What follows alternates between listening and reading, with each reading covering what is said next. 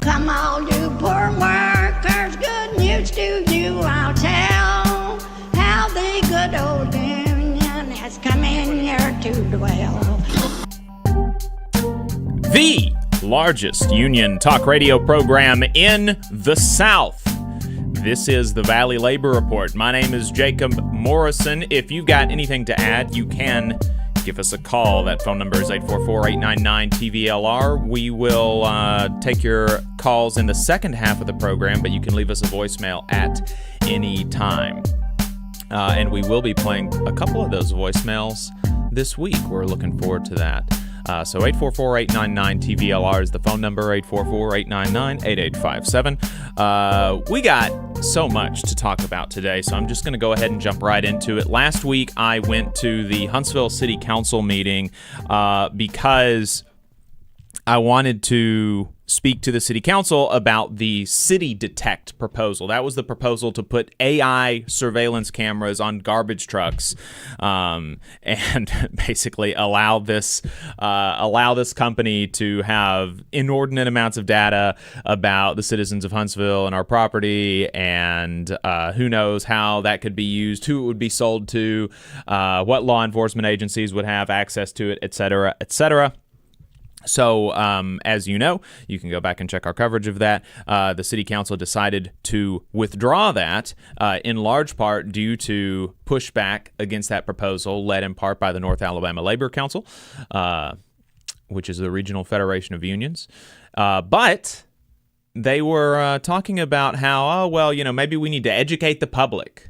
We need to educate the public so that we can bring, and they said, maybe we can bring this back in 6 to 9 months.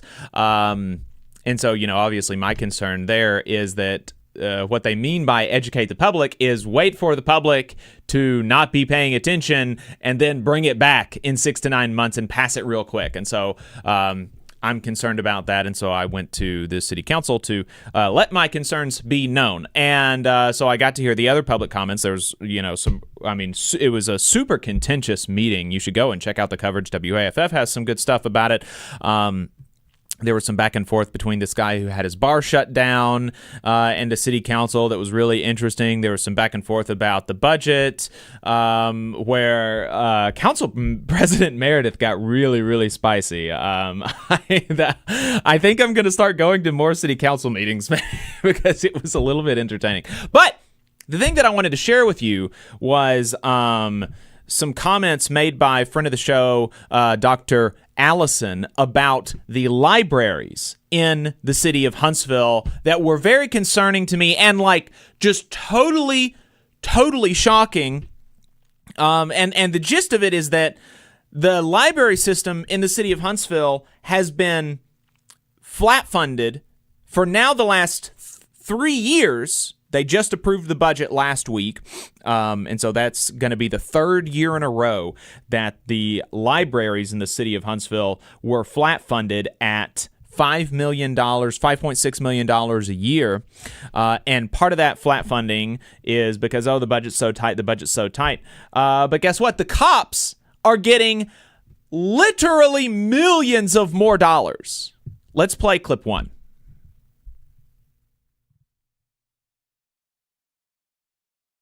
If that goes through, then that is going to mean that our library is going to have to shell out a significant amount of funds to be able to remove materials that they're saying that have to be removed from the children's and young adult section. Okay, pause it for just a second here. What she's talking about here is the state library board is considering making changes to what books can be in what sections of the library, et cetera, et cetera. And so she's talking about how those are unfunded mandates. Those are mandates from the state board on these, on the libraries, actually on the ground. And that mandate costs money, right? It takes time and labor and, in some cases materials to move things around, right? And they've already had to do that this year to the tune of $60,000. The City of Huntsville libraries have spent $60,000 trying to comply with some of these mandates from above that did not come with extra money. And so that's $60,000, especially because the libraries have been flat funded. That's $60,000 that had to have been taken out of other important programs to the community. Let's Our continue. library over $60,000 that was unfunded. Our library staff did not get a cost of living wage increase. And so I came into this meeting and wondering about the budget because we were told that you all were tight with money. Yet somehow you were able to increase the HPD by $7.3 million. That's a significant Okay, pause that amount. for a second. I spoke to Dr. Allison after this. She misread what she said there, what she read there. She didn't have her glasses on. You can see in the clip she doesn't have her glasses on. But the actual increase, it doesn't change the point. The actual increase to the Huntsville Police Department was over 3.7 million. That was, she said 7.3, actually 3.7. So, very, very easy to see that mistake there. 3.7 million, almost $3.8 million increase just in the last year. Just in the last year. If you go back 2 years, AL.com is reporting that the Huntsville Police Department has seen an increase in their budget of over $10 million. $10 million. And I want to keep... I want you to keep that number in your head as she tells you how much money in total the libraries in the city of Huntsville get. And we have things that are happening to our libraries as just one institution that are superbly concerning. As a reference point, the city of Mobile in 2025, that has about the same amount of library branches as here in Huntsville, had an $8.2 million budget that they were given from the city of Mobile. Ours is $5.6 million again. Pause that. 8.2. The city of Mobile has $8.2 million going to their libraries. $8.2 million going to their libraries, and they have a similar amount of branches, but their service population is low. The number of residents that they serve is lower than Huntsville. And the city of Huntsville, their libraries, our libraries, get $5.6 million. And remember, I told you that the increase to the police department was $10 million over the last 2 years, totaling $80 million now. $80 million.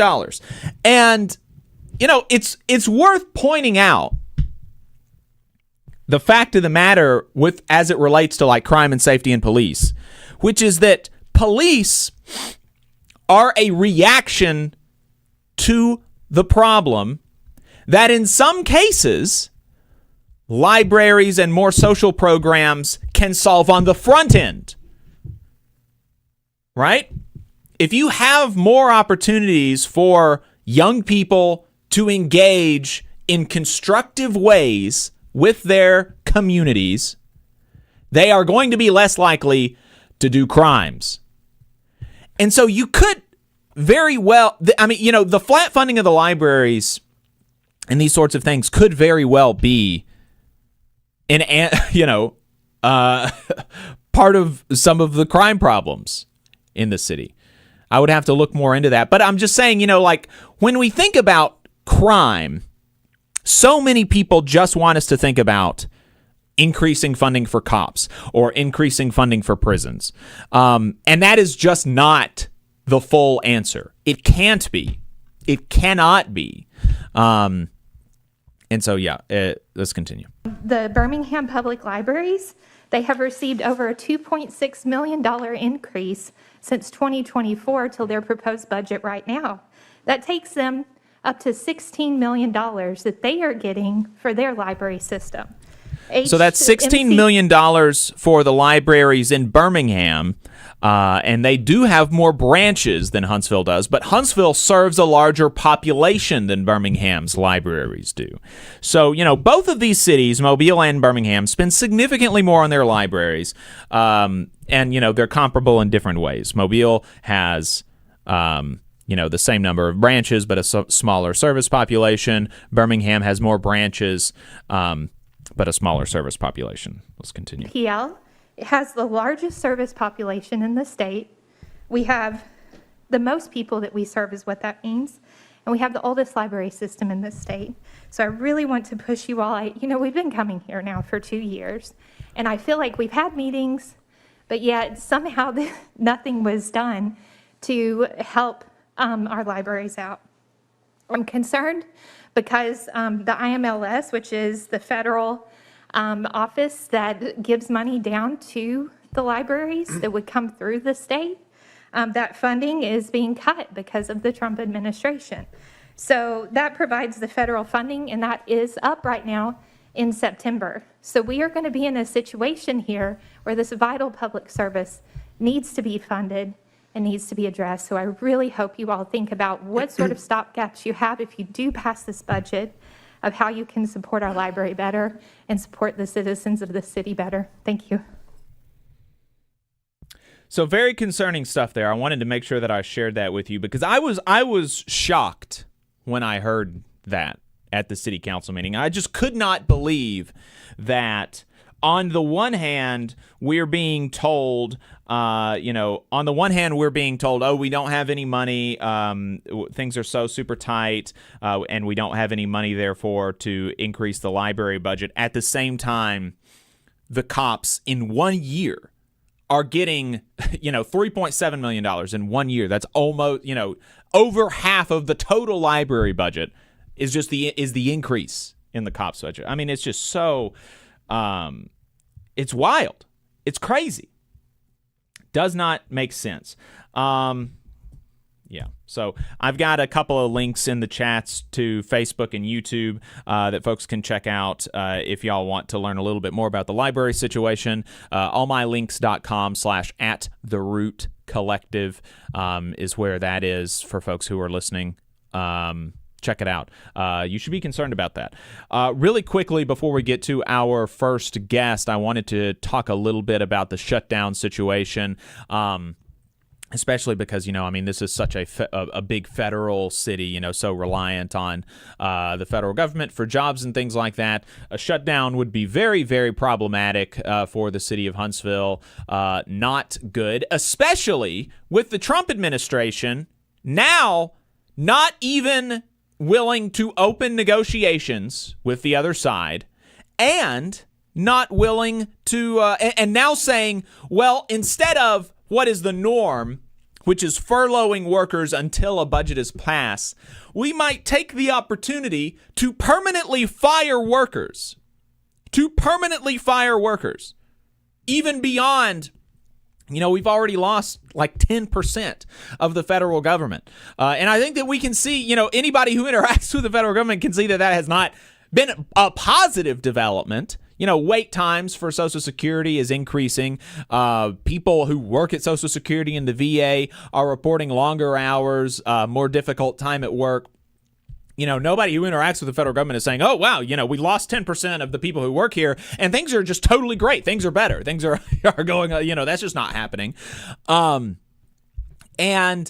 so the Trump administration is using federal employees, 30% of whom are veterans, by the way, as pawns, political gamesmanship, right? And so the American Federation of Government Employees, the national president, released a statement saying, while politicians are playing games, real Americans' jobs, paychecks, and access to vital services are being threatened by a looming government shutdown. Now, White House OMB Director Russell Vought has announced his intention to pursue another Doge-like round of illegal mass firings in the event of a shutdown, adding to the chaos. The truth is simple. Republicans cannot fund the government without Democratic votes. That means the only path forward is compromise. The president and congressional leaders must sit down and negotiate in good faith to keep the lights on for the American people. Nothing less is acceptable. Federal employees are not bargaining chips. They are veterans, caregivers, law enforcement officers, and neighbors who serve their country and fellow Americans every day. They deserve stability and respect, not pink slips and political games. And, there's always, whenever there's a conversation, whenever there's a shutdown, there's always a conversation about, oh, whose fault is it? Who should I blame? Who's the bad guy here? And, when I think about negotiations, obviously, I'm a union guy. I think about union negotiations, and a pretty big, tell in union negotiations, when you're thinking about who's negotiating in good faith and who is not, a good kind of tell is, well, if one person doesn't agree to come to the table at the beginning of negotiations at all, you just win a union election and the employer stalls even the beginning of conversations about a union contract for months and months and months and months and is not willing to even meet with the workers' elected negotiating committee, well, that kind of tells you that the employer is not negotiating in good faith, right? And so here we have a situation where, as President Kelly said, Democratic votes are needed to pass the budget. You have to have Democratic votes.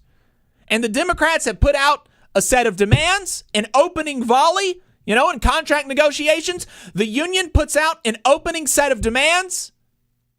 They're never all met, right?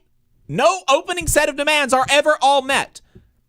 But here we've got the Democrats putting out an opening set of demands, just as union workers do when they begin contract negotiations. And the Trump administration is saying, we're not even going to meet with the Democrat. Like that kind of.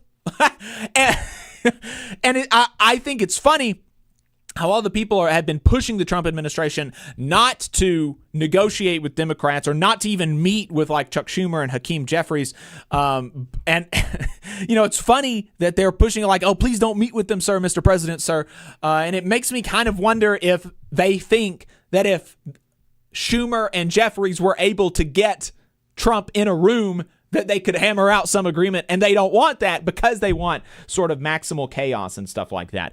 IFPTE, another large federal employee union, which represents workers at NASA here in Huntsville, said the International Federation of Professional and Technical Engineers, IFPTE, represents 90,000 workers across North America, including upwards of 34,000 federal workers employed by the United States government, issued the following statement in response to the Trump administration's reported plans to fire federal workers in the event of a government shutdown. OMB Director Russ Vought made clear over many years his disdain for our federal government, our federal employees, and the services that they provide to the American public. Now, as the president is preparing to lock federal workers out of their jobs due to his refusal to negotiate a bipartisan funding deal to our government agencies, OMB Director Vought is instructing agencies to identify jobs to eliminate across all government agencies. Make no mistake, Mr. Vought is trying to ruin the careers of dedicated public servants who take the oath to serve our nation and defend the Constitution. This is not only cruel and morally bankrupt, but it will also do great harm to the poor,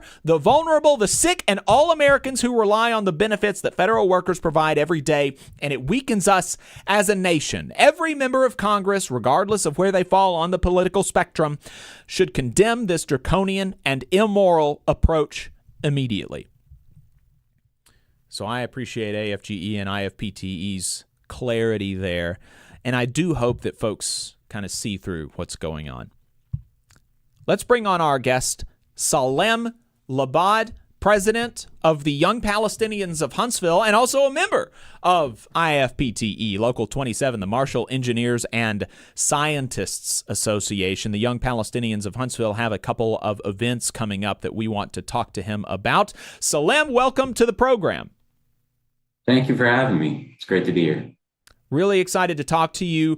Before we talk about the events that you have planned, can you talk about the Young Palestinians of Huntsville? What is the group and kind of what's the goal of the group? Absolutely. So we are a grassroots group of young Palestinians and allies here in Huntsville. And our goal is to educate, mobilize, and organize the local community to act in solidarity with Palestinians, especially those in Gaza who are facing a genocide right now. And we remind people that what's happening overseas is tied directly to U.S. policy and to our taxpayer dollars. Mm-hmm. And so that's, I want to actually stay there for just a second. Can you, because when I talk to people about this issue, one of the very, very common things that I hear is this is not a labor issue. This is not, this isn't an issue that directly impacts me every day. What is the case that actually this is an issue that affects people here, that people in Huntsville should be concerned with? Yeah, I think everyone should be concerned. There's the humanity aspect. Every time we open social media, a lot of us see the bodies of dead children being massacred in Israel by Israel every day. Israel indiscriminately bombs the Gaza Strip, killing men, women, children. Majority of the people in Gaza right now are children. When we see those images and videos, we should be angry. But when we remember that all of it is being done with our hard-earned money, taken away in taxes to give to Israel, every one of us should feel enraged. While all this is going on, 26 million Americans don't have health insurance. And yet, cumulatively, the United States has given Israel over $228 billion, over 28 billion of which have been since the start of the genocide on October 7th. That money could have solved so many problems. But instead of building infrastructure, building hospitals, providing healthcare, ending homelessness, that money was used to fund atrocities on the other side of the world. And Americans should be outraged. This means that we all have a responsibility to speak up when our country is complicit in the genocide by funding and supporting it. That's always been, my when people tell me that that's not a labor issue, and there are people that tell me this that are in good faith. I want to make sure that I say that that say that I agree with the Palestinian cause and I oppose the genocide, but and I do things as an individual personally, but I don't want my unions involved with it. I think that's kind of out of their purview. But my response to that has always been, this is a situation where we are taking the tax dollars, the public money of working people in the United States to fund the conscription of working people in Israel to go and kill working people in Palestine. And so if that is not an issue that the organized bodies of the working class can have a say about, can have a voice in, then it's kind of difficult to me for me to imagine what sorts of issues we can have a say in, right? I mean, like at every point in this graph, working people are involved, and the working people of America are, our money is involved in it, and in many cases we're directly involved in it. We have, some of us have relatives over there. Some of us have had relatives who have been victims of this, and so it's kind of like, of course, I think that unions and the federations and the organizations of working people have a real role to play, and we have historically. I am heartened by what has at times been a minority view within the labor movement, but still very present, against war and for peace. I'm thinking of Tony Mazzocchi of the Oil, Chemical, and Atomic Workers Union. I'm thinking of Walter Reuther of the United Auto Workers Union. I'm thinking of William Wimpesinger of the Machinists Union, who opposed the war in Vietnam with real moral clarity, and we're seeing lots of people in the American labor movement today do the same thing. So the Young Palestinians of Huntsville, they have a protest planned on October the 5th, Sunday, October the 5th. Can you talk to us about that event, what folks can expect if they go to that, and some of the other events around that in the week following and the week after? Yeah, so the protest, Sunday, October 5th, is a part of a big week of action that we're happening in response to this October being the 2-year mark of the genocide in the Gaza Strip. So on October 5th, we're having our protest, 3 p.m., Big Spring Park. We're going to begin, for anyone who hasn't been to our rallies, it's usually the same typical format. We have a rally in Big Spring Park. We're going to meet at the gazebo. This protest is being endorsed by a lot of local groups like Indivisible 5th District Alabama, North Alabama DSA, PSL Birmingham, and we're going to have some different speakers who are going to speak at the rally at the start of the protest. Some of them are going to talk about what's going on in Gaza, informing people. Some of them are going to talk about why we should do something, why we need to make change, why we can't be silent. And some are going to talk about ways that you can get involved in your local community in addition to just calling your representatives. And then what we're going to do next is we're going to march to City Hall And then we're going to march along some of those businesses in that area to get more visibility, because it should be a Sunday. There's going to be a lot of people there. And when we do these protests, we're doing it to make ourselves heard.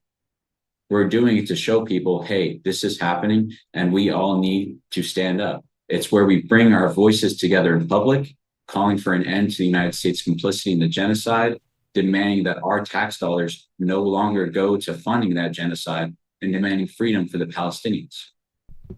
And this is only sorry, I cut you off there. No, go ahead. So this is only the centerpiece of our whole week of action. So Sunday, October 5th is the protest, but we're going to have 5 different events in the entire week. The first one on Friday, October 3rd, is actually going to be a film screening and a poster making. So we're going to be screening the documentary Gaza Fights for Freedom, which is centered around the 2018 Great March of Return. This is going to be at UAH, Morton Hall 145. And the 2018 Great March of Return was a series of protests in Gaza where the Israeli military murdered hundreds of unarmed protesters from Gaza, and they injured thousands more, many of them being young children. And we chose this documentary to help people understand life in Gaza before the current genocide began. In Gaza, over 2.2 million people, half of them children, have lived in an open-air prison since 2007, where Israel controls all the food, medicine, fuel, and building materials that is allowed in and out. Power outages are a daily reality. Clean water is scarce. These people have lived through 5 major Israeli assaults in 15 years. Each time, Israel has targeted civilian infrastructure. Water desalination facilities are bombed. Greenhouses are bombed. Hospitals were bombed. Even before the genocide we're witnessing now, Gaza was described by the United Nations and human rights organizations as unlivable, and that film screening gives some more insight to it. And it's also a poster-making event, so we're going to be providing supplies. So you should come to the film screening to watch that and make your poster for the protest that's 2 days later. Then Saturday, October 4th, we're going to have a Palestine table at the International Festival of Northern Alabama. That's at the JC Community Building here in Huntsville. We're just going to have our table showcasing Palestinian culture and history. Gaza and Palestine are more than just headlines. They're people, they're culture, they have a history, and our table will be sharing cultural items, educational resources, and space for conversation. And it's a great opportunity for people who may be curious but unsure where to start. Go enjoy the International Festival and stop by at the Palestine table, say hi, talk with us, get to know us, make that connection. Then, of course, the day after was the protest. And then you've got some more events coming up the week following. Folks can check out the Young Palestinians of Huntsville on Instagram to see some more of those events. I'll also mention that Gaza Fights for Freedom is on Means TV, where you can also find the Valley Labor Report. You can go to means.tv, promo code TVLR, and get your first month of Means TV for free. Abby Martin, I believe, is the name of the filmmaker. It's a great documentary. I've seen it, and I recommend folks checking it out on Means TV, even if they can't go to that screening, but you should try to go to the screening. We've got about 45 seconds left here. Salem, can you tell us as we're wrapping up, why is it important to continue to speak out about what's going on in Gaza? Well, for me personally, as a Palestinian, it's a personal issue, but just like I speak out about what's happening in Sudan and different genocides around the world, it's a humanitarian issue. And I know for some Americans that might not be enough, and we might feel uncomfortable going out and making change. But with everything happening in this country today, you need to pick some issues where you take a stand. You cannot be complicit and be silent as we see this rise of fascism, and it's extremely alarming. We need to, at a certain point, say, I'm going to stand up and say, this is not allowed. Because when people are silent, you're telling those in power, you're telling the wealthy elite, hey, you can keep doing what you're doing. I'm not going to say anything about it. And it takes time. But in all these different movements, like opposing apartheid in South Africa, civil rights in this country, nothing happens overnight. But slowly movements grow more and more as people become aware of what's happening and make conscious decisions to speak up until you hit that critical mass of people where you can make change. Salem Labad, president of the Young Palestinians of Huntsville, thank you for your time. Appreciate it. Thank you so much for having me. You have a nice day. Bye. Going to go to a break. We'll be right back. The attorneys at Maples, Tucker, and Jacobs have stood with the working people of Alabama for over 40 years, providing skilled legal representation for your workplace injury claims. When you are injured on the job, it can be a scary time. The attorneys at Maples, Tucker, and Jacobs have the experience to guide you through the process to make sure that you and your family are properly taken care of and your rights are protected. If you need help, call the attorneys at Maples, Tucker, and Jacobs at 855-617-9333 or visit online at www.mtnj.com. No representation is made that the quality of legal services provided is greater than the quality of legal services provided by other law firms. Support for the Valley Labor Report comes from the International Federation of Professional and Technical Engineers Union. Learn more by visiting www.ifpte.org. Are you looking for a better future, a career that can have you set for life, and to be a part of something that's bigger than yourself? If you are, then consider a skilled trades apprenticeship with the International Union of Painters and Allied Trades. The work of IUPAT is all around us, from the industrial painters who work on the bridges to drywall finishers, floor coverers, the glazers who install the glass in our skylines, and so much more. With an IUPAT apprenticeship, you earn while you learn and receive benefits while learning the trade, including a pension. We provide world-class education free of charge. That's right, no student debt. Our starting salaries for apprentices that graduate is above the national median salary with benefits for entire families. And you have the flexibility to take your trade wherever you'd like in the country to work. IUPAT District Council 77 covers our entire region, so give Adam Booth a call at 205-603-3142 for more information. Again, that phone number is 205-603-3142. Come build a better future with us today and join IUPAT. We're the nurses, firefighters, and claims representatives that help keep our government services running. We respond to natural disasters. We care for our nation's veterans, and we investigate discrimination in the workplace. We are federal and D.C. government workers, and we are proud to serve the American people. Working in more than 70 agencies across the government, we know we can fulfill our mission because our union has our back. Learn more at afge.org. Paid for by the American Federation of Government Employees, AFL-CIO. Since 1889, the National Association of Letter Carriers has protected the rights of city carriers as they deliver the mail and offer support for their community. The Alabama State Association of Letter Carriers makes their legislative voices heard when it comes to issues involving the U.S. Postal Service and the working members of the union. The National Association of Letter Carriers has been longtime supporters of the Muscular Dystrophy Association and the Stamp Out Hunger food drive. This message is sponsored by the Alabama Association of Letter Carriers. To learn more, visit NALC.org.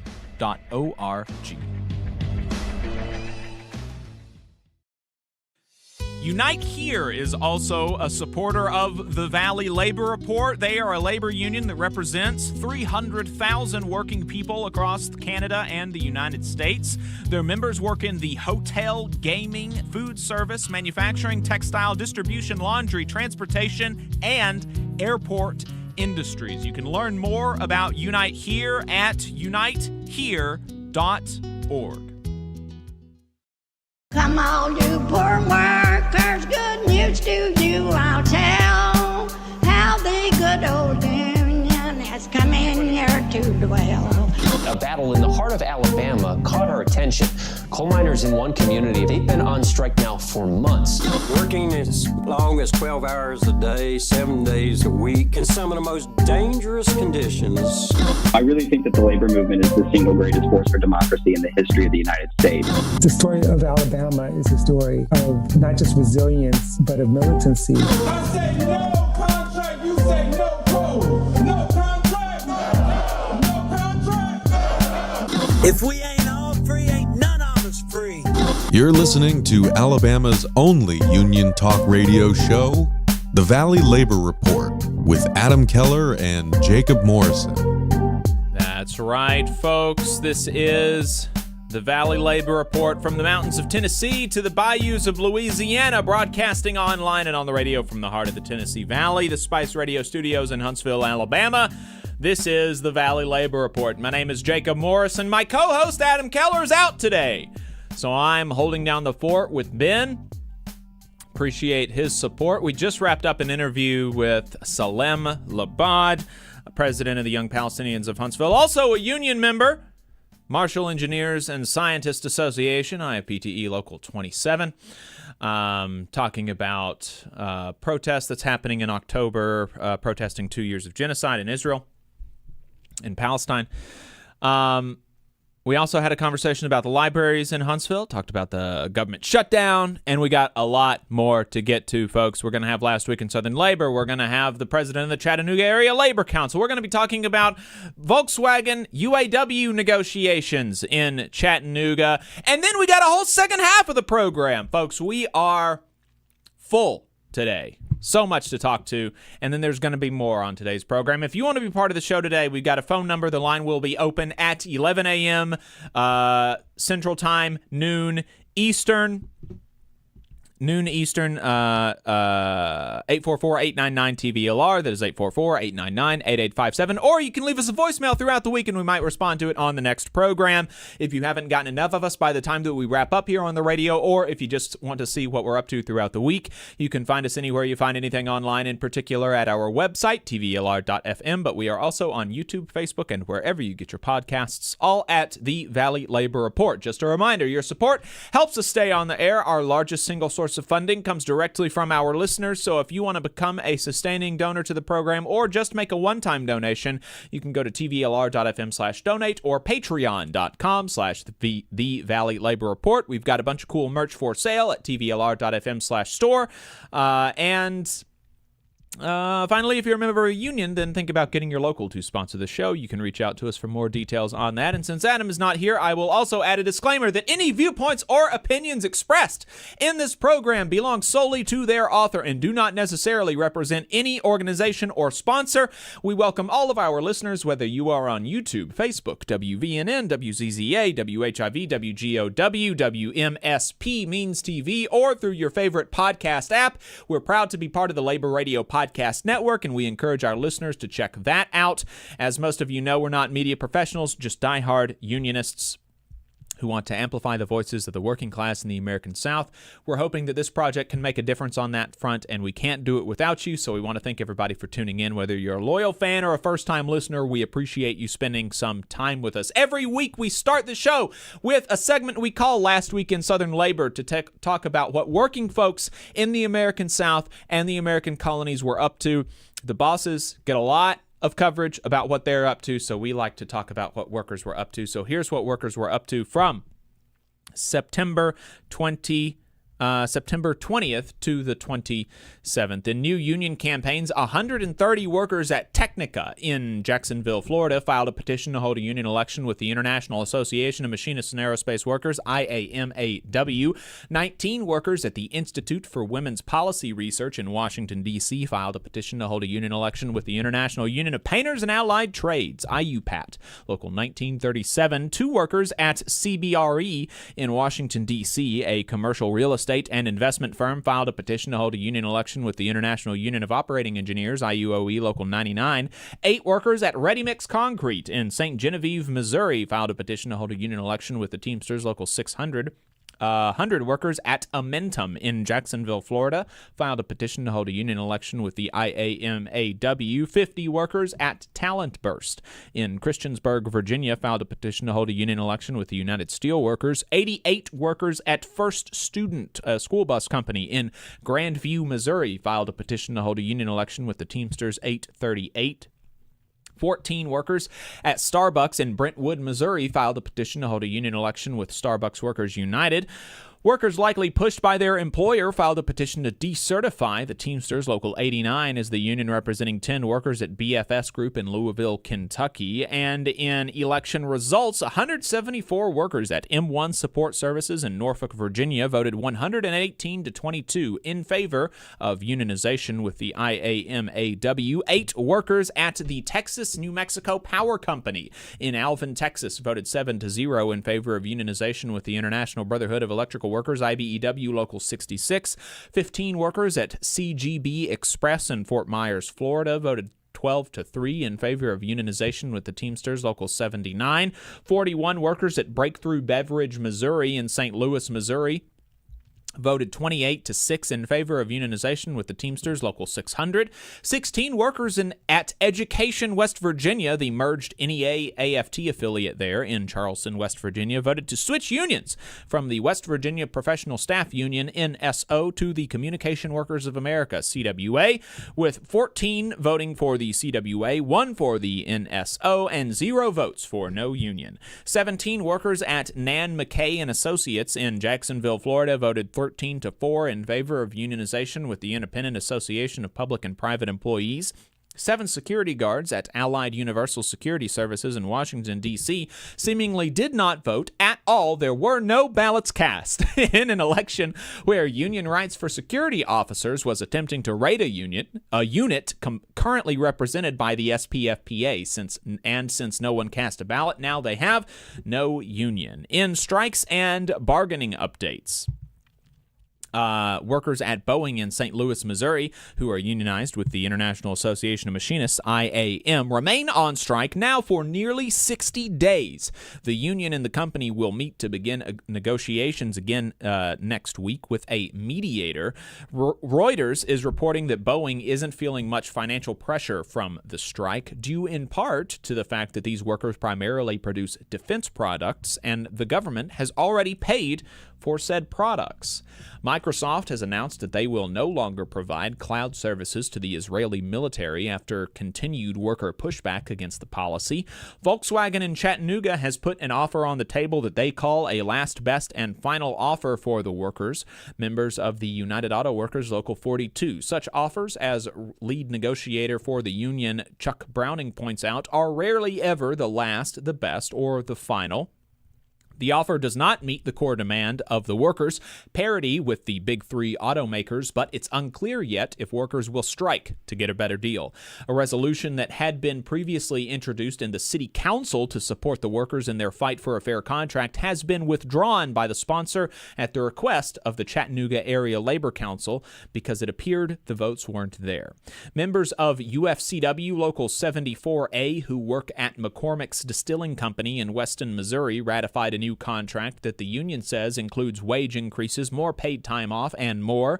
United Campus workers at the University of Alabama in Tuscaloosa, Alabama, are calling for a raise, delivering a petition with 1,000 signatures to the university president.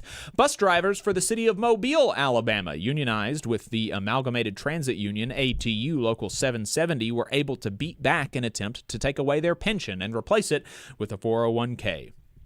In political and legislative updates, a shutdown is once again looming, with Trump saying he might fire federal workers instead of furloughing them if the government shuts down. The American Federation of Government Employees condemned this threat, saying that federal workers should not be political pawns. And the Federal Bureau of Prisons canceled its union contracts. AFGE condemned the move.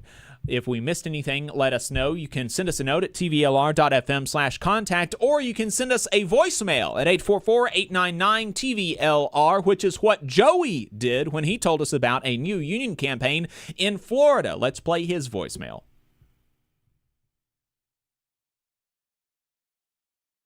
Hey guys, this is Joey Leach down in Florida, organizer for the Security Police Fire Professionals of America, SPFPA. We got an organizing drive and organizing campaign that we've filed an election for over at the Port of Tampa with Martinez and Company Security.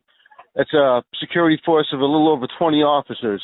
They're subcontractors for Allied Universal, the major port security company that we've already organized for.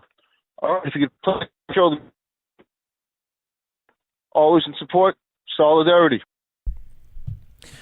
Thank you to Joey. If you want to get where he was, that phone number is 844-899-TVLR. That is 844-899-8857 to leave us a voicemail. And Dan says, clearly a Florida native. Not actually a Florida native. I think he's from Boston.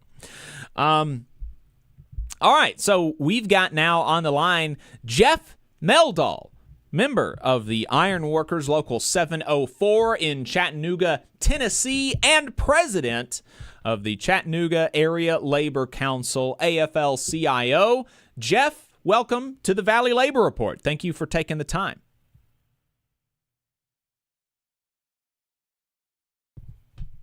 Have we got? Thank you, Jacob. It's a pleasure to be here. Yes, it's great to have you here. There was a bit of a delay. I'm not sure if there were like technical difficulties there or anything like that, but hopefully not. So, Jeff, for the Ironworkers Local 704, can you talk to us about what the members of that union do? Where do they work? We work throughout the Tennessee Valley, including a lot at TVA, on all sorts of structural steel projects. So if you think of the steel skeleton of any big commercial building, that's ironwork. We also do a lot of heavy rigging, both for ourselves and in a composite crews with other trades. So a lot of work with cranes, forklifts, rigging, and so depending on where you are and what you are doing, you may be welding, you may be bolting up a structure, you may be hooking on pieces of steel to be sent up to connectors who you see high up in the skeleton of a building, building it from the ground up. So that's sort of the scope of our work, and we have a lot of folks in rebar as well. So any concrete structure is built over a lattice work of rebar, and that's also in our sort of work jurisdiction. We do a lot of that, especially at TVA and on bigger commercial projects in the Tennessee Valley. As a member of the Ironworkers Union and the president of the Area Labor Federation in Chattanooga, I'm interested in your take on why you think it's important to be a member of a union as an iron worker, but really as any worker in Chattanooga or the Tennessee Valley. Yeah, as for the building trades especially, I think it's a lot of the work we do is sort of boom and bust, so to speak, in the sense that a company will come to town or a local company will win a contract to build one structure. So say you're building a school, and that company will hire as many iron workers as it takes to put that structure of that school together. And then at the end of that project, when you've topped out the building, you've done all the detail work, installed all the stairwells and handrail, that company may or may not have additional work for you in the region, close, in an area that is convenient for you to go to. And so if you are laid off as a result of that company not having more work that you can actually get to, without a union, without a sort of the hiring hall aspect of the union, you are out of luck for your next job. Mm-hmm.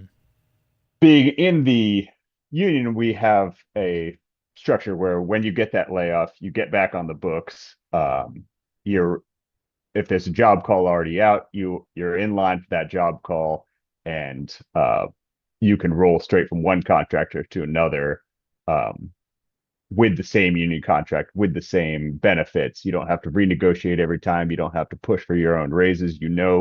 Out the gate what you're getting, and our rates and benefits are generally the highest standard in a given region. So from a pay perspective, pay and benefits alone, the union is a huge, I mean, it's a very sensible decision. I don't know why anybody would not join it for that reason, but for me, the job security and the flexibility to be able to say, hey, I'm not ready to go back to work yet. I just wrapped up this job. I'm going to take 2 months off to visit my family or whatever, and then get back on the books when I'm ready, and pick up another job here or there. You can't always count on what precisely you'll be doing, but if you're a skilled and reliable hand, you won't struggle to find work through the hall. Right. Yeah, that's always been something that I have thought is incredibly cool about the building trades, that you don't that increases both the level of security and, as you said, the flexibility, which is something that I hadn't really thought of in that way of it being a flexible thing, as well as giving you as the worker security, which is that you, as a member of the Ironworkers or as a member of any of these international building trades unions, you are a member of that international organization. And so not only, they have multiple contractors locally where, if something dries up for one contractor, maybe you can get on with another contractor. But then if there's a really particularly bad business environment in your area, in Chattanooga, and something happens and there's not as much construction going on in Chattanooga, then maybe you can go and work in Muscle Shoals for Local 477, or in Birmingham for Local 92, or somewhere in California, New York, Canada, somewhere else with the Ironworkers Union. And that gives you, both a level of flexibility and security that you don't have if you are just, an employee at some local ironworker contractor. And that's like all of your connection to the industry is through one employer, right? And so I've always been a really big fan of that. What about, I'm interested in your take on what it's like being a union member in the South. I think that you're a transplant, if I remember some of our conversations correctly.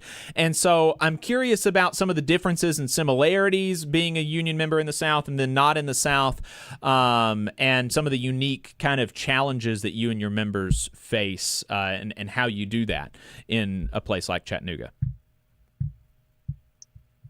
Well, I joined the Ironworkers after moving to the South. I am originally from Massachusetts, but I moved here in 2013 full time.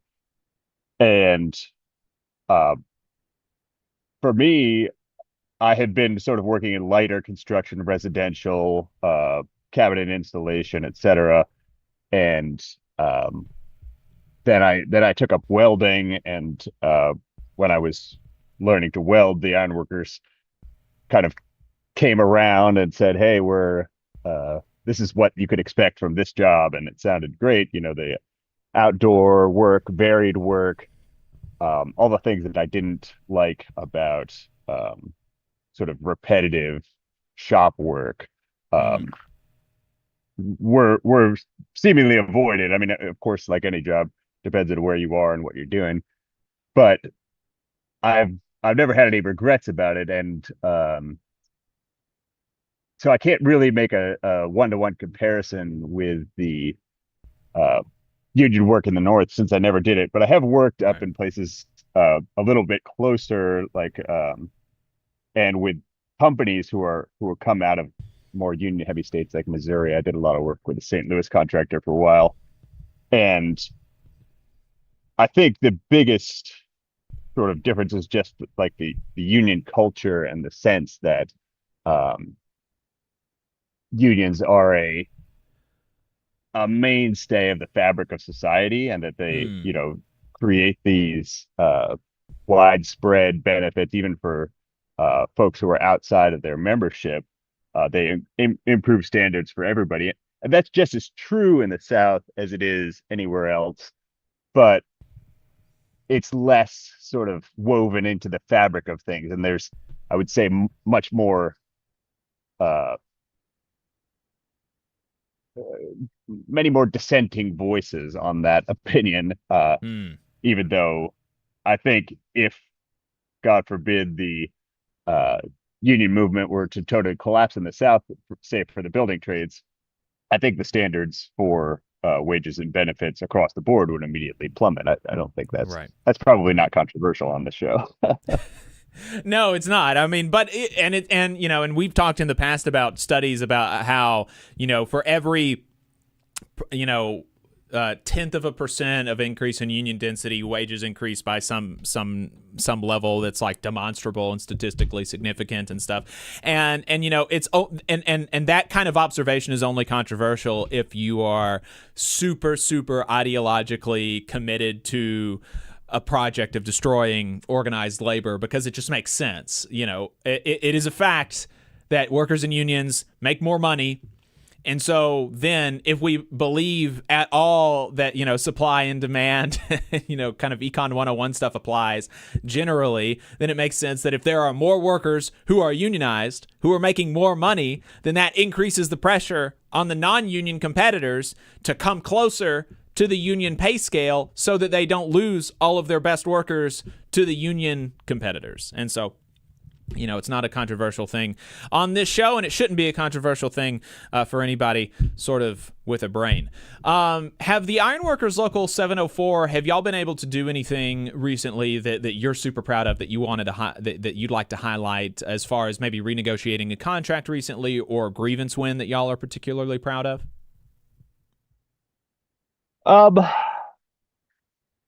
That's a tough one. I mean, the sort of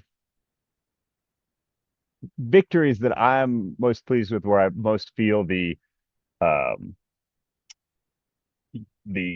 pleasure and the power of being a union member, are all sort of small scale, and they might even seem like a little bit petty, but it's those situations where the boss will say, hey, I want y'all to come in on, like, y'all are coming into work on Saturday, and we'll be able to say, no, actually, we've got plans, like, that's it's not going to work for us to come in Saturday.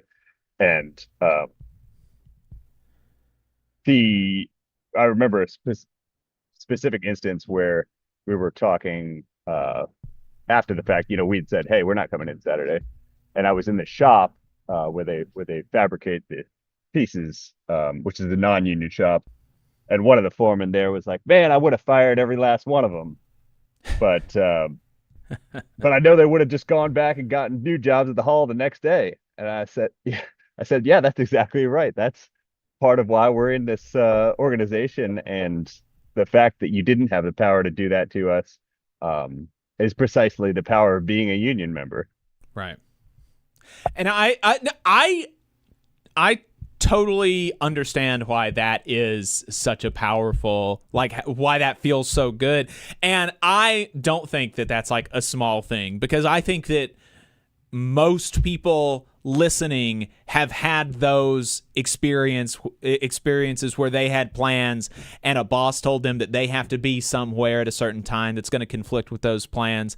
And in most non-union workplaces in this country, then your plans are the ones that are going to have to go out the window, not the boss's plans. And so talking about how workers and unions are able to push back against that, I think that that's a really valuable project, and how we don't have to capitulate to stuff like that, and how we can say, I don't feel like working on a Saturday. Actually, I want to keep my weekend. I think that's super important, and I'm glad that you mentioned that. As we're honestly, yeah. Go ahead. No, go ahead. I was going to say, honestly, I wish that we sort of oriented our union work and our campaigns more along the lines of maximizing our free time and defending it, because I feel like that we've all sort of been trapped into this model of overtime where you get paid, time and a half or double time to come in extra, and we haven't really kept those rigid boundaries of the weekends that our ancestors in the labor movement, died for. Right. And I think, like, I would love to see the labor movement return to sort of a more free time based campaign, or like make our demands more about quality of life and quantity of life outside of work. No, I totally my agree. particular vision. I totally agree, and maybe that's just because I've got so much stuff going on outside of work that I really want to contain my work to the hours in the week so that I can do the other stuff that I want to do. But I think that there really has been something lost by the labor movement focusing so much on wages and benefits and not enough on freedom from work. As we're wrapping up, can you talk to us about the Labor Council? You're president of the Labor Council in Chattanooga. I'm president of the Labor Council here in North Alabama. So we're counterparts our area, I think, actually borders each other in a couple of counties. And so talk to us about the Labor Council. What is a Labor Council, and why is it important for unions to participate in their Labor Council? Thanks. Yeah. I am newly elected president. We sort of went through a down period of Labor Council functionality there, but since July, I guess I'm properly elected, and the Labor Council is getting back on its feet, getting our books in order, et cetera. But I sort of agreed to help be part of this revitalization of the Chattanooga Area Labor Council because I do think it is important for unions to have a hub where they can articulate a collective vision and come together as organized labor, not just as a group of or even just as individual unions. Being in the building trades, I'm a member of a building trades union, but in some ways my heart is more in the sort of industrial unionism and the legacy that I look to when I think of, the big improvements in quality of life for working people is the legacy of the CIO and the industrial organizing. And I think it's really important for, not like we don't really think of unions as being like AFL unions or CIO unions, but there are, industrial and trade unionism do have important differences. And a place like the Labor Council is where the two styles of unionism can come together to articulate their shared interest and act as a labor movement. And if you're involved in local politics at your, municipal or county level, you realize that the Chamber of Commerce acts in this way on behalf of businesses. They are a union of businesses and a union of bosses. And if there's no countervailing force in a region to that ideological force, you get this very lopsided, the term they would like to use is business friendly, but those of us who see it as sort of a zero-sum thing would say that business friendliness is hostile to workers. Right. And if we don't have some way that we can act together, which is not always easy, and coming up with collective projects that everybody feels are worthwhile is part of the trick of running a labor council. But if we don't have that, we're just going to continue to get hyper exploited, and business friendliness will continue to be the order of the day until we've given away tax breaks to every business that are coming on the backs of the workers. Wages are suppressed across the board. Benefits are just a fragment of what they used to be. We already see this here in the South, where we see the advanced sort of consequences of this. And that's why campaigns like the UAW right now at Volkswagen, where it's a real chance to push back against the South being kind of a dumping ground of low wage jobs and sort of internal colony where conditions aren't jobs can be exploited to places where workers have fewer rights and lower expectations. So I see raising those expectations as like the chief job of the Labor Council and of individual unions. Jeff, I think that we have brain melded. I've been using those words, union of bosses, for years now on the radio, and people are surprised when I talk about this, when you're talking about the chambers or the business councils or something. And the Business Council of Alabama, the statewide, council of bosses, the union of bosses, They just a couple of months ago, were fighting a UAW campaign here in Huntsville at Navistar, and they were doing this huge ad campaign against the union. And there was this disclaimer at the end of the ad that I thought was so funny. I spent like 30 minutes on the show like analyzing it, but it was the Business Council of Alabama doesn't represent any one employer or group of employers. It is an organization dedicated to advocate for the collective interests of the business community. And so we had this organization that was literally set up explicitly to be like, we're advocating on the collective interests of the business community. And who is the business community in Alabama? The business community in Alabama is made up of all sorts of international multi-billion-dollar corporations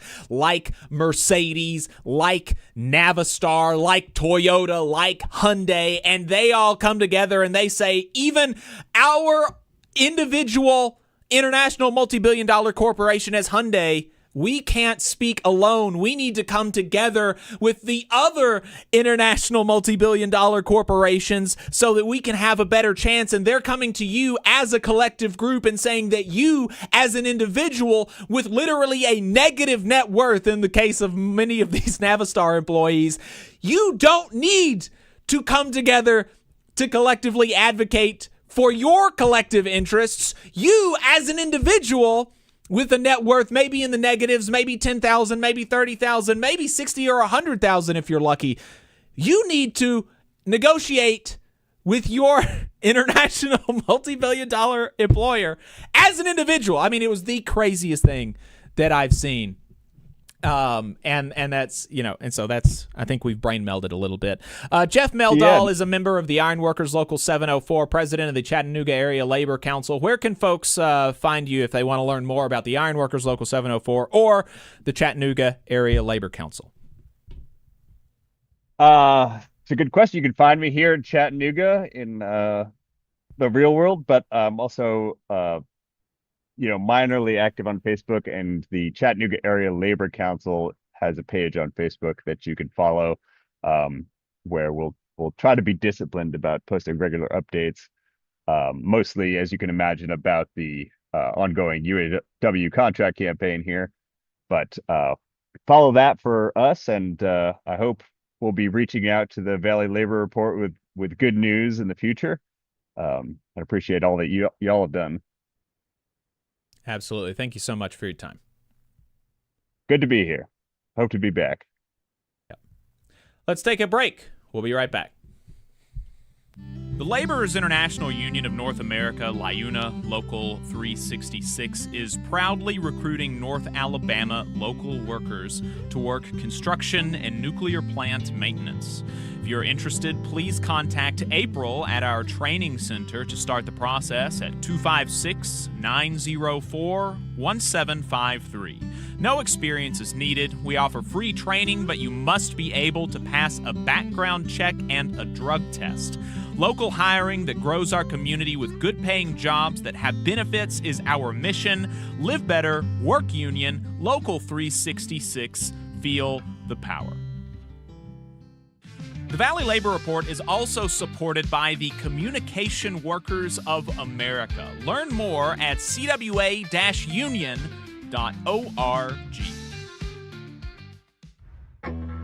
Support for this program is provided by the International Association for Machinists and Aerospace Workers, Local Lodge 44 in Decatur, Alabama.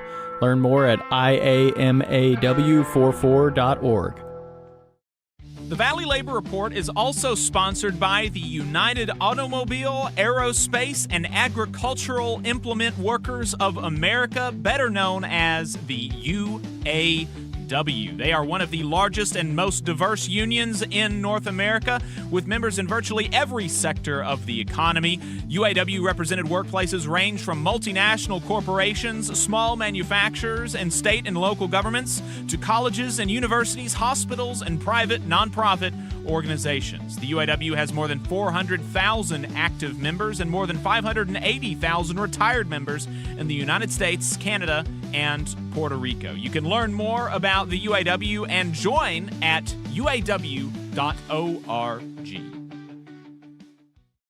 The Valley Labor Report is also sponsored by Labor Notes. Labor Notes is a media and organizing project that has been the voice of union activists who want to put the movement back in the labor movement since 1979. You can learn more about Labor Notes at labornotes.org. The attorneys at Maples, Tucker, and Jacobs have stood with the working people of Alabama for over 40 years, providing skilled legal representation for your workplace injury claims. When you are injured on the job, it can be a scary time.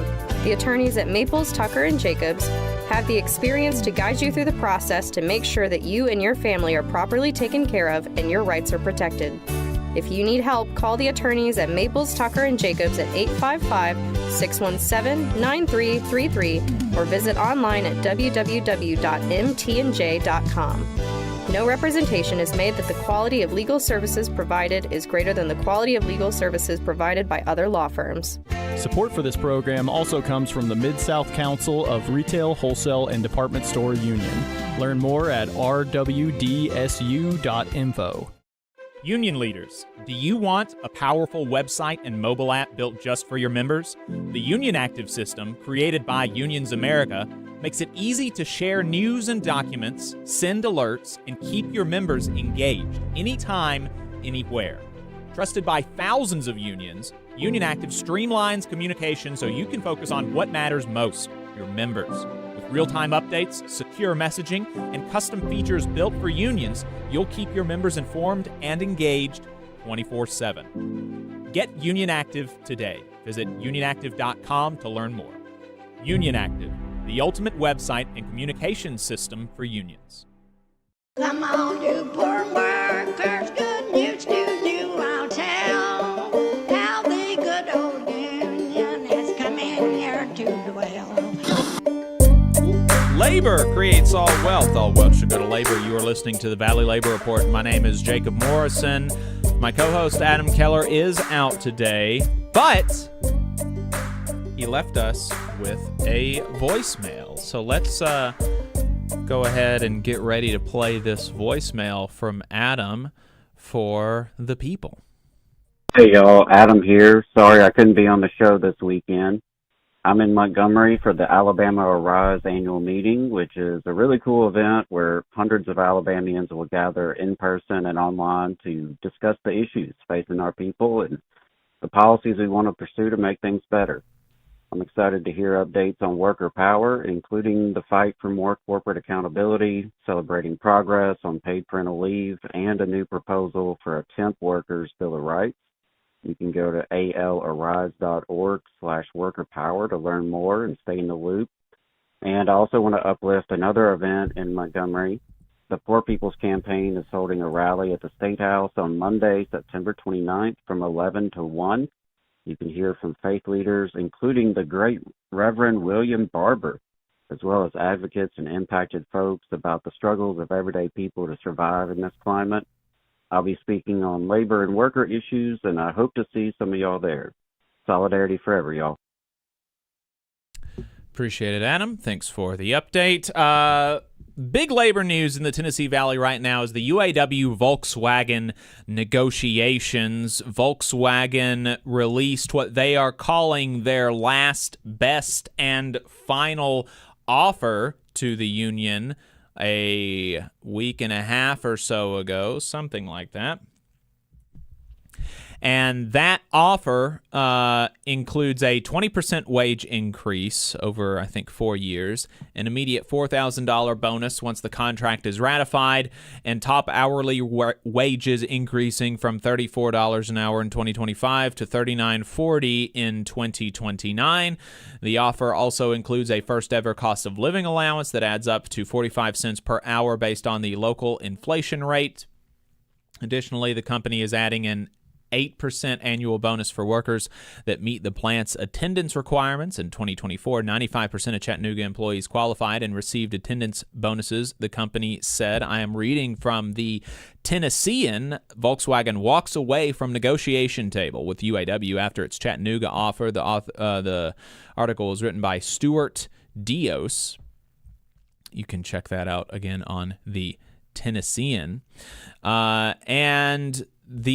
So some of the workers it's unclear exactly what the reaction to it in the plant is at this point, but I do want to remind people some of the demands from the beginning of the negotiations: accountability and respect, higher health and safety standards, higher wages, better PTO and fair attendance policies, a secure retirement, moving forward, not backward, affordable health care, a UAW union strong worksite, and job security. And importantly, the union is saying that a lot of these things have not been met yet, including job security and some of the safety things that they were wanting. Profit sharing is in the offer, but in such a way that Volkswagen would not have had to pay that profit sharing out the majority of the last several years.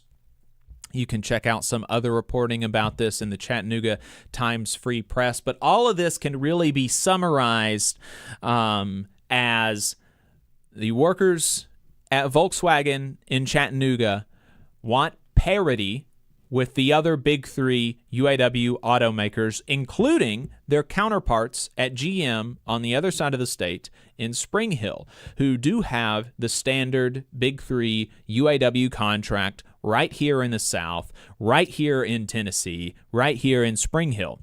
There's been some recent investments in the GM plant. There's reason to believe that that's going to be expanding. I also want to play a clip from about 5 months ago where the UAW came out with some of the results from a survey that they did of their members, and how Volkswagen, and just as a reminder to let people know that Volkswagen has the money to meet the demands of the union. Let's play clip 2. 1 in 3 Volkswagen employees struggles to afford Volkswagen's garbage health insurance. Nearly 3 out of 4 have had to choose between getting medical care or paying for rent and food. 3 out of 4. More than half of Volkswagen employees have been driven into debt, drained their savings, or even filed for bankruptcy because of medical expenses. 1 in 5 Volkswagen employees have had to take a second job just to afford medical bills. 1 in 5 Volkswagen workers rely on publicly funded TennCare, Tennessee's Medicaid program, to insure their children. And this is happening at a company that raked in $20.6 billion in profit last year. A company that paid their CEO $11 million last year. Think about this. Under Volkswagen's current offer, it would take the highest paid production worker in Chattanooga 163 years to make what the Volkswagen CEO makes in just 1 year. But Volkswagen doesn't just lavish profits on company executives. There's also plenty to go around for rich shareholders. In fact, Volkswagen has shoveled $30 billion into shareholders' pockets over the last 4 years through stock buyback schemes and dividends. Volkswagen has billions for rich shareholders. They have millions for company executives, but when it comes time to take care of the workers who produce the profits and the products, suddenly management claims there's nothing left. Here's the hard truth. Volkswagen has raked in $92.4 billion in profits over 4 years, while Chattanooga workers face bankruptcy, eviction, and medical debt just to survive. That's not just corporate greed. That's theft. That is abuse. And that is a disgrace. So like I said, the UAW has not put out their full response to the contract, as in they haven't said if this is going to be enough. They haven't, given any indication on, how workers in the plant are reacting to this contract. But they did come out with a preliminary reaction that I'm going to play some of for you now. This is from the lead negotiator for the UAW, Chuck Browning. Let's play clip 3. Last week, Volkswagen presented what they called a last, best, and final offer. Over the past 30 years of my bargaining experience, I have had dozens of companies present proposals to the UAW in the same manner. Historically, these offers have not been the last, nor the best, nor their final offer. The reason being is that regardless of what an employer names a particular offer, it does not relieve them of their legal obligation to bargain. Those words are meant as a stall tactic and an intimidation tactic. And as I have stated, we have seen it all before. This most recent proposal made by Volkswagen is an incomplete document that makes it very difficult to comprehend. There's language missing on many of the topics that has already been tentatively agreed to by your bargaining team in the company. The company has responded to the union that some of the language is missing due to administrative errors, and in other instances they have stated that they have withdrawn previously agreed to language with the UAW negotiating team. Your UAW bargaining team is in the process of reviewing every word in the company's proposal and has already identified the following items that have illegally been withdrawn by the company, such as COLA adjustments, reasonable cause protections for drug testing, the right to strike for health and safety, and a number of skilled trades items as a few examples. Were these items stricken because they were denied VW board approval after an agreement was reached with the UAW? Are there any items in the company's most recent proposal that will meet the same fate? It should be a real concern to all of us. Volkswagen continues to violate federal labor law, and as long as they refuse to bargain in good faith, they cannot force a contract on you. Aside from breaking the law by cutting a shift unilaterally, they have also unlawfully gone back on several agreed upon proposals, as I mentioned, in addition to giving us several incomplete proposals. As a result, your UAW negotiating team has initiated unfair labor practice charges against Volkswagen for refusing to bargain in good faith. I will make this point. If VW is willing to break their word at the table, you sure as hell need an enforceable contract that protects you on the shop floor. Which leads me to the next items I want to raise concerning the content of their most recent proposal. The company is trying to create the illusion that they have sufficiently addressed many issues of concern brought forward by the membership regarding job security, inflation protection, which is COLA, relief time, health care, and leased vehicles. The truth is, the company's recent proposal does not guarantee your employment, union status, or your negotiated contract in the event of sale of the operations in Chattanooga. It does not prohibit the company from eliminating the leased vehicle program, nor does it adequately address concerns regarding health care and inflation protection to your wages. There is no product commitment and no legitimate protection from a plant closing. Don't take my word for it. Ask the company. Any answer that is not a simple yes or no is disingenuous on the company's part. What good is a contract if the company can just get rid of you at any time of their choosing? Why should you settle for hollow promises when the company can simply make guarantees in writing? This is what a worker had to tolerate before they had a union. You are now part of the UAW family. That's not how it works with the rest of the UAW automakers and should not be how it works at Volkswagen. Now I'd like to address the UAW's process regarding strike authorization. I don't know for sure why the company would comment on the UAW's internal process, but I have my suspicions, as I'm sure you all do as well. I will simply state this. Our UAW Constitution mandates that requests to the UAW International Executive Board for strike authorization must be approved by a 2/3 majority vote of the membership by secret ballot. The cards that are being circulated are simply pledges to support strike authorization when the secret ballot vote takes place. This is to show the company that we are serious about winning a better life for ourselves and for our families. It doesn't mean we're going on strike. It doesn't mean we're walking away from negotiations. It means we're sticking together until we get what we deserve. We still hope we can achieve these goals without a strike. However, it is important that we prepare for one just in case. I was an auto worker on the assembly line for years before I was elected to a union position. I worked at my plant before it was unionized, and I have seen how life-changing the difference can be. But I also know that those changes do not come without a fight. In closing, I would like to thank our members for their overwhelming support by submitting their pledge cards. A decision to vote on a tentative agreement will be driven by the membership, not dictated by the company. If we stick together, we will win. Stay strong and keep the cards pouring in. So I appreciated being able to see that response from Chuck Browning of the UAW, their lead negotiator.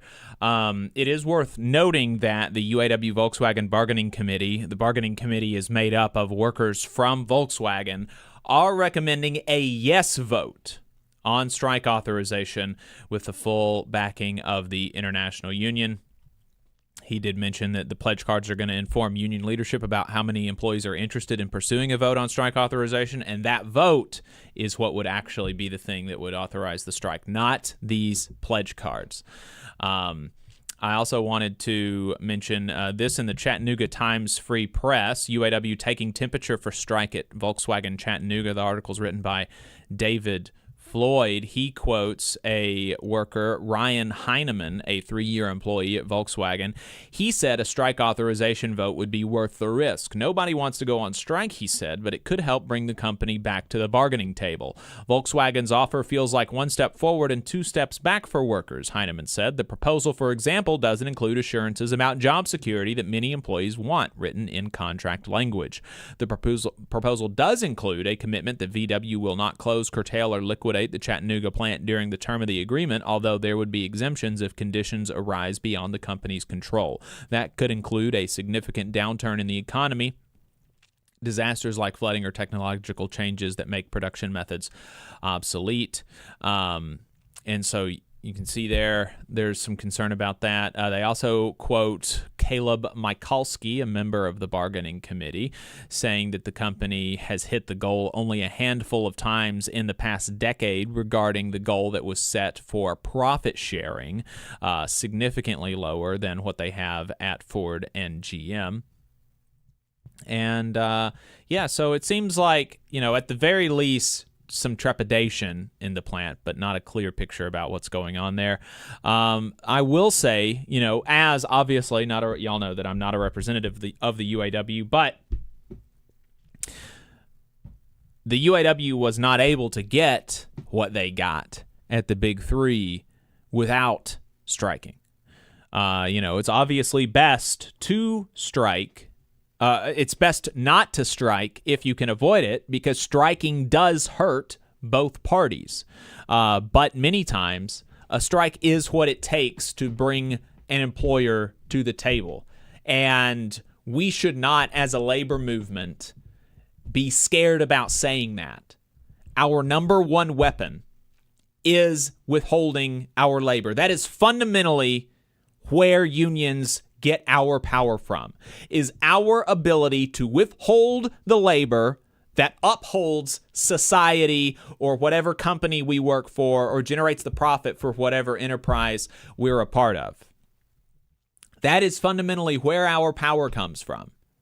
And so naming that is not something that we should be scared of.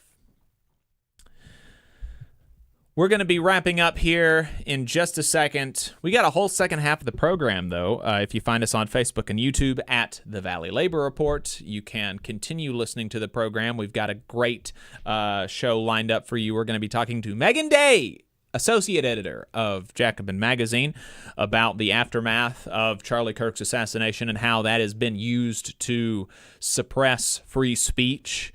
We're also going to be talking to Paul Osadebe about his whistleblowing at the Department of Housing and Urban Development. And we'll be talking about how the Trump administration is once again saying that they want to cut Social Security. I mean, this stuff kind of keeps coming out, and people keep telling me, oh, he doesn't actually want to do that. And it's like, well, all the people that he's hiring keep saying that, so what am I to believe? Facebook, YouTube, The Valley Labor Report. If you want to continue watching the program, we got a great show lined up for you. We're going to go ahead and open the phone lines, 844-899-TVLR. If you want to call in, talk to us about the program, ask us anything that we haven't talked about on the program, would love to hear from you, 844-899-TVLR. You can leave a voicemail at any time throughout the week. And if you don't find us online, we appreciate your time on the radio, and we'll see you next week.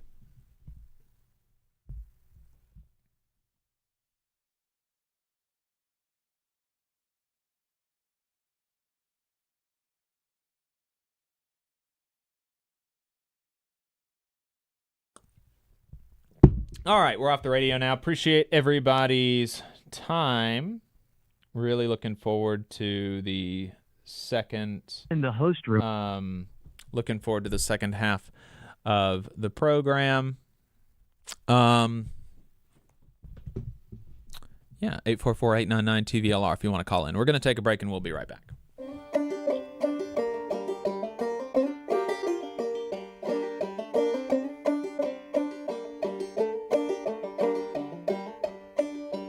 Come on, you poor workers, good news to you I'll tell.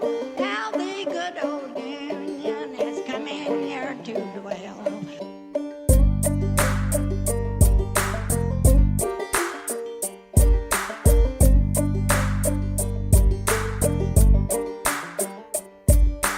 Go to Harlan County, there is no neutral there. You'll either be a Union man or a thug party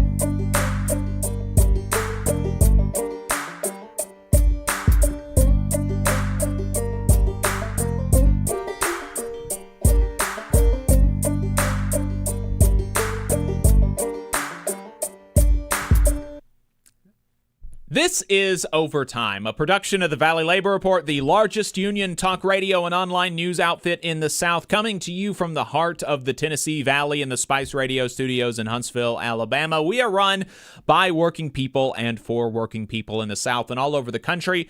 My name is Jacob Morrison. My co-host is Adam Keller, though he is out this week. We appreciate you spending some time with us. If you'd like to call in, the number is 844-899-TVLR. That is 844-899-8857. We got some great stuff lined up for you today. Appreciate everybody hanging out with us in the chat, as always. Doodle coming to you from Nashville. Appreciate that. Huntsville Dimworker said, the Huntsville Library used to be such a source of pride. Once we had one of the highest usage rates in the country. Then they got rid of most of the books. I did not realize that. Union Gus says, good morning, friends. I helped a coworker in an investigation meeting where she 100% would have gotten fired without a steward this week. Best feeling in the world. That is fantastic. Really appreciate that. Really appreciate you letting us know about that. Let's see. Yeah, he did. It was, we'll have to look at it next week if it's still relevant. It was like, he left a message at like 7:46, so that was after I had already pulled the voicemails and the clips and everything for this week. Let's see if there's anything else in here that I need to respond to. Do appreciate, and I do read the chat, and I appreciate everybody's contributions in the chat. Joe in the Facebook chat says good morning. Thank you. Let's do Boss Watch real quick. We didn't get to it in the first half of the program. Boss Watch is a segment that we do every week of the program where we take a look at how bosses are breaking the law in the South. Over in Florida, Enterprise Leasing Company of Florida, which operates National Enterprise and Alamo car rental services in Florida, will pay $1.8 million and provide significant non-monetary relief to settle a federal age discrimination lawsuit, the U.S. Equal Employment Opportunity Commission announced last week. In its lawsuit, the EEOC charged that Enterprise had failed to hire candidates aged 40 or older for its management trainee position from at least 2019 to the present. While approximately 15% of the applications the company received for the position were submitted by applicants age 40 or above, these workers represented less than 3% of all hires. The EEOC identified over 125 witnesses who could testify that they were asked their age or graduation year during the process. We're told by company hiring officials that most candidates were fresh out of college, were discouraged from pursuing the position, or were subjected to other age-related comments. Over a third of the adult workforce in the United States is aged 50 or older, said EEOC Regional Attorney Kristen Foslid. Employers cannot overlook qualified applicants simply because of their age. Such alleged conduct violates the Age Discrimination in Employment Act, the ADEA. The EEOC filed suit in the U.S. District Court for the Southern District of California, Fort Lauderdale Division, after first attempting to reach a voluntary pre-litigation settlement through its conciliation process. In addition to providing monetary relief to the class of older applicants, the 3-year consent decree requires Enterprise to implement sweeping injunctive relief, implementing new ADEA policies, yearly ADEA training, posting of a notice about the lawsuit, and mandatory investigations of all complaints of age discrimination. Enterprise also agreed to extensive biannual reporting provisions, including an applicant tracking system, which will require the company to provide accurate data to the EEOC about its hiring decisions. Finally, as part of the agreement, Enterprise will maintain an ethics hotline, which can be found on the company's webpage in the Code of Conduct, where all applicants and employees can report complaints of discrimination. In Alabama, Bollinger Shipyards, a provider of marine construction, repair, and conversion services employing more than 300 workers at 10 shipyards located across the Mississippi and Louisiana coasts, violated federal law by excluding an employee from work because she used a prescription medication to treat opioid dependency, the U.S. EEOC charged in a lawsuit last week. The EEOC charged that Bollinger placed the worker on involuntary, indefinite, unpaid leave in April 2024 from her position as a ship fitter at the company's facility in Pascagoula, Mississippi, after it learned of her prescription. Bollinger excluded the worker even though the worker had performed her role safely and competently. The agency alleged that the employee, who was recovering from opioid dependency, used her medication lawfully under her physician's supervision and was qualified to continue performing her job. Marcia Rucker, regional attorney for the EEOC's Birmingham district, said, as the federal agency charged with enforcement of the Americans with Disabilities Act, we will vigorously enforce that indispensable law and will act when companies make discriminatory decisions based on generalized fears or stereotypical assumptions about individuals with disabilities. Such alleged conduct violates the Americans with Disabilities Act, ADA, which guarantees equal employment opportunity to individuals with disabilities. The ADA's prohibition against disability discrimination prohibits an employer from excluding an employee because of their disability or their treatment unless the employee creates a significant risk of substantial harm to the health or safety of the worker or others, unless it would cause an undue hardship for the employer. The EEOC filed suit in the U.S. District Court for the Southern District of Mississippi after attempting to reach a pre-litigation settlement through its conciliation process. The EEOC seeks monetary damages, including back pay, compensatory damages, and punitive damages, as well as injunctive relief designed to prevent such unlawful conduct in the future.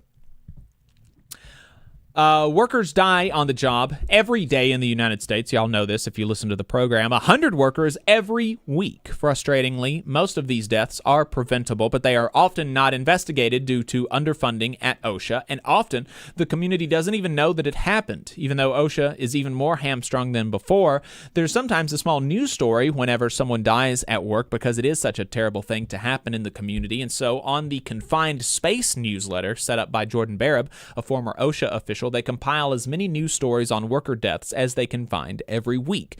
In addition to this newsletter, they regularly host commentary and analysis pieces about labor and workplace safety. You can find it all at jordanbarab.com/confined space. This week, they found 30 stories of deaths on the job, including 10 from the South. Let's take a look at a couple of those.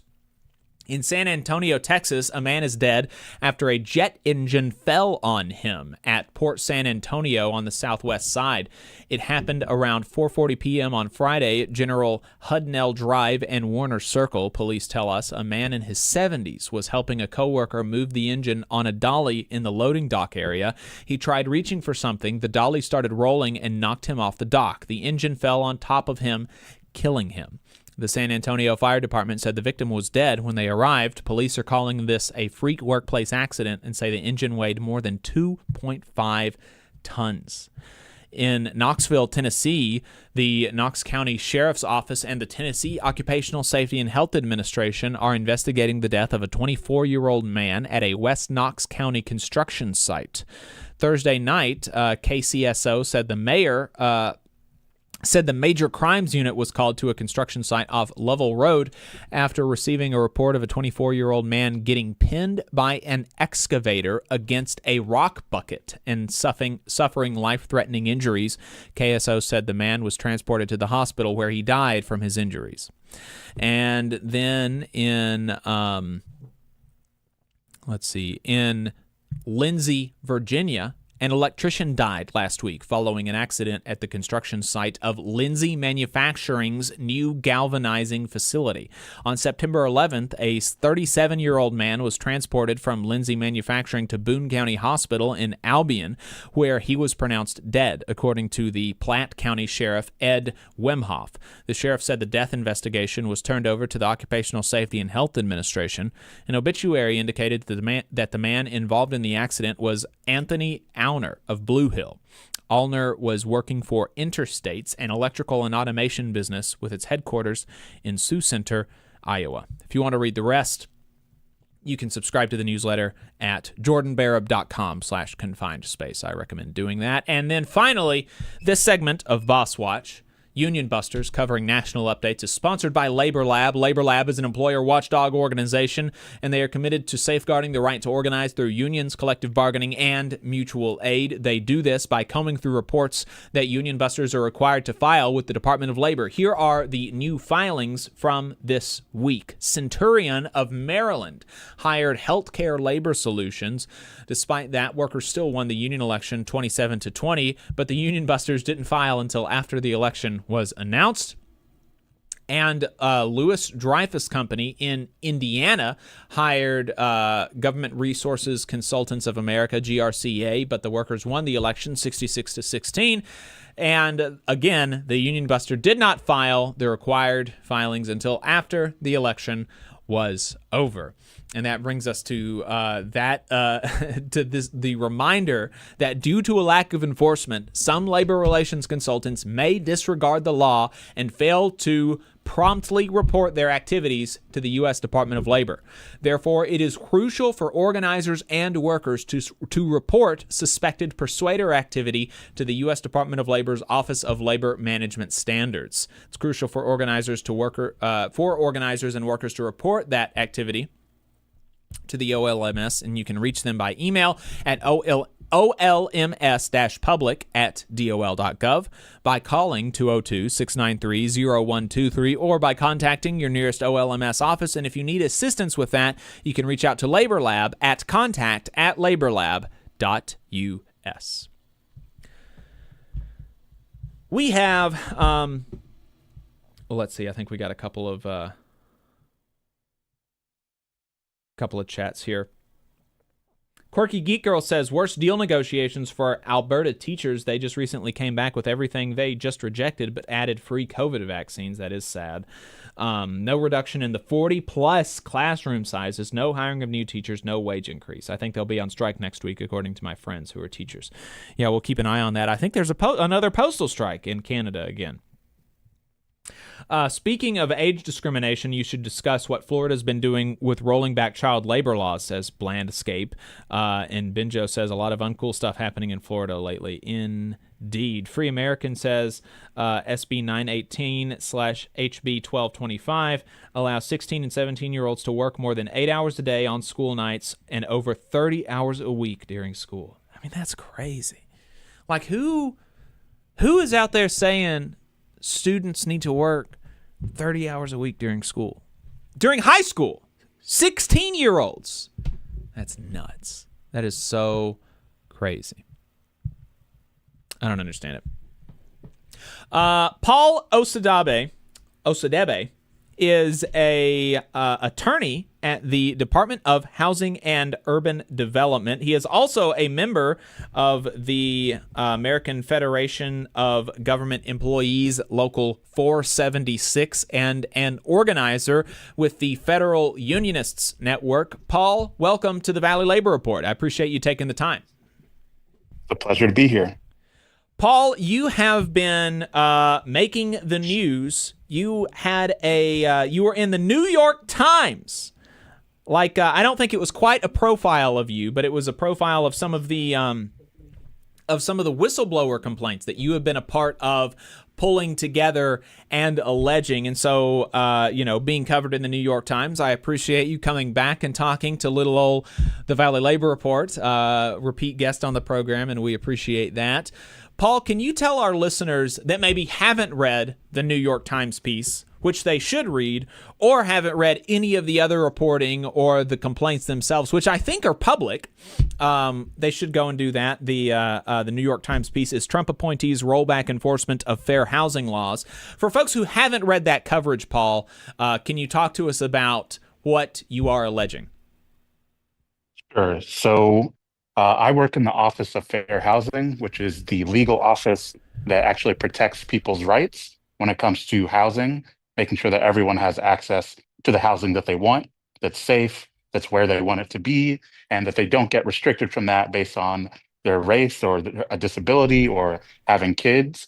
And the complaint is about the fact that the Trump administration is shredding every avenue for us to do that work and every avenue for those rights to actually be protected for free through public service and public work that's devoted entirely to that. So when it comes to investigations, there's a lot of restrictions on the types of cases that we can actually investigate and our resources for investigating them. And a unique thing about the Housing Act and HUD is that we are legally required to investigate every single complaint that we get. And when we find that there is a reason to think that somebody discriminated, we are legally required to bring that case. That's what I do. And that's what we're being stopped from doing through attempting to kick us out of our jobs, essentially, to reassign us away from doing that work that benefits the American people and creates a fair society to defending work that defends the agency and doesn't really help anyone except for the agency itself and people that may want to allow discrimination or to just to have the agency not be accountable for doing what it's supposed to do. That's taken a lot of different forms, from the reassignments to withdrawing settlements, like settlements that plaintiffs and defendants agreed to years ago. A political appointee will go in and say, I don't like that number, or I don't like this type of claim, so we're just going to cancel this whole thing. We're seeing restrictions on our ability to actually make settlements in the first place. That's something we're also legally required to do. In every case, we try to see if we can get the plaintiff help without it taking years of litigation and thousands of dollars. We can just make sure that someone gets housing that they need. And we're being stopped from doing that. So from top to bottom, it's just a lot of things are being damaged, and it's ultimately people's rights that suffer. There's a number to put on this that I think kind of illustrates some of the problem. In each of the last 5 years, the Fair Housing Office typically collected between $4 and $8 million in legal settlements for Americans who accused housing providers of discrimination. From January to July, however, the office approved less than $200,000. That's crazy. And maybe it's good news. Maybe that just means, does that mean that the housing providers, when Trump got in, there was a lot of housing discrimination prior to Trump, but Trump got in, and so they were like, we're not going to do that anymore. Is that what's going on, Paul? Yeah, all evidence is pointing in that direction. Unfortunately, no, I don't think that's what's happening. In fact, we're seeing people get bolder and bolder because they know that there's not the watchdog that's supposed to be there. So landlords, developers, states, we regulate states as well. There's not going to be a private company or an AI bot that regulates the state of Texas when they deny you disaster recovery because there's too many Black people or Hispanic people in your neighborhood. The amount of discrimination has not gone down, and we know that because we track every complaint that we get, and it's been increasing for years. And those are thousands of cases that we are supposed to respond to that we are not being allowed to respond to. And that in itself violates the law and hurts people, because there's often cases where it's cut and dry. I mean, someone is being horribly discriminated against. It could be a disabled veteran who came back from fighting a war. They're injured. They use a wheelchair to get in and out of their property. And they found one affordable housing unit in their hometown that they can finally afford to live in, but they can't get in the door because that property was not built accessibly, or they won't grant a reasonable accommodation to just build a ramp. That's all. $100, get some supplies, build a ramp. We can come in and say, landlord, what are you doing? Build the ramp. If you don't, the government is going to do something about it. That's exactly what is being stopped. And that's something that doesn't take litigation. That's just us talking to them, but we can't do that anymore. So that person is just left stuck. And there was another number in here that said that soon there will be only 6 lawyers at HUD's Fair Housing Office. Is that where you're at? Down from 22, which that seems too low to me. But you're at the Fair Housing Office, right? Yes, we were already understaffed. It was already not really credible for only 22 people to regulate the entire country, all 50 states, every landlord, every bank. Every What do you mean, developer. Paul? What is 22 divided by, or what is 330 million divided by 22? You don't think that you can guarantee fair housing for 1.5 million people yourself, Paul? No, I don't think I can. Maybe I'm a lazy deep state Democrat. Maybe someone in the private sector is more efficient than me, but I don't really think that that's possible. And then when you cut it to 6, that's just completely impossible. Right. Just the Violence Against Women Act cases, which is a team that I'm on. I recently got put on that team because so many people were fired or chased out of government service that the team was decimated, and the team of investigators that we support was also decimated. So it's just us. And they're moving us out of that work to defending the agency, which means that it will only be 2 people in the entire country who are tasked with that work.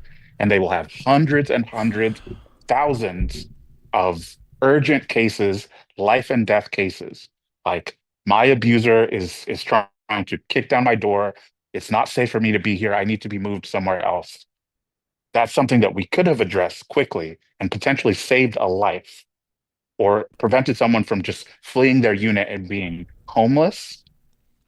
That's what I work on, and that's what I'm being taken away from working on. That's the reality that we're facing. And so when you're, I don't know how much personal interaction you have with the political appointees who are doing this, but I think the press secretary or somebody is quoted as saying these are like patently false allegations, which is just like, it's just just numbers, for the number of charges of discrimination issued by HUD's Fair Housing Office since Trump took office, down from an average of 35 a year, which that, even 35, just like, the numbers, as we always talk about with these government agencies, the numbers are already way too low. The idea that there's only 45 instances of discrimination in the country a year is kind of ridiculous. It's not sort of a credible thing to believe. Lovett says it was patently false to suggest the department was looking to blunt enforcement of the Fair Housing Act. The Office of Fair Housing and Equal Opportunity, she said, is using its authority to uphold the law, protect the vulnerable, and ensure meaningful access to housing. Ms. Lovett also said that the new administration had inherited a deeply inefficient case system and accused the Biden administration of allowing cases to languish. What is your response to that?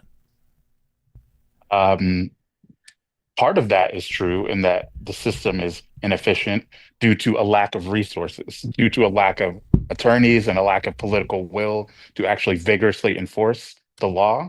In 2024, the Inspector General, who we filed a report about, all the stuff that's happening right now, they came out with the report saying that staffing in the Office of Fair Housing was a huge reason why cases were taking longer than they are supposed to under law, and investigators didn't have the guidance that they needed. So when that's the problem, adding political interference that makes every case take longer, stopping the ability to resolve cases easily through settlement, and just cutting the staffing, both in the number of investigators and the number of attorneys that can actually do the work, that's not going to help. And they know that.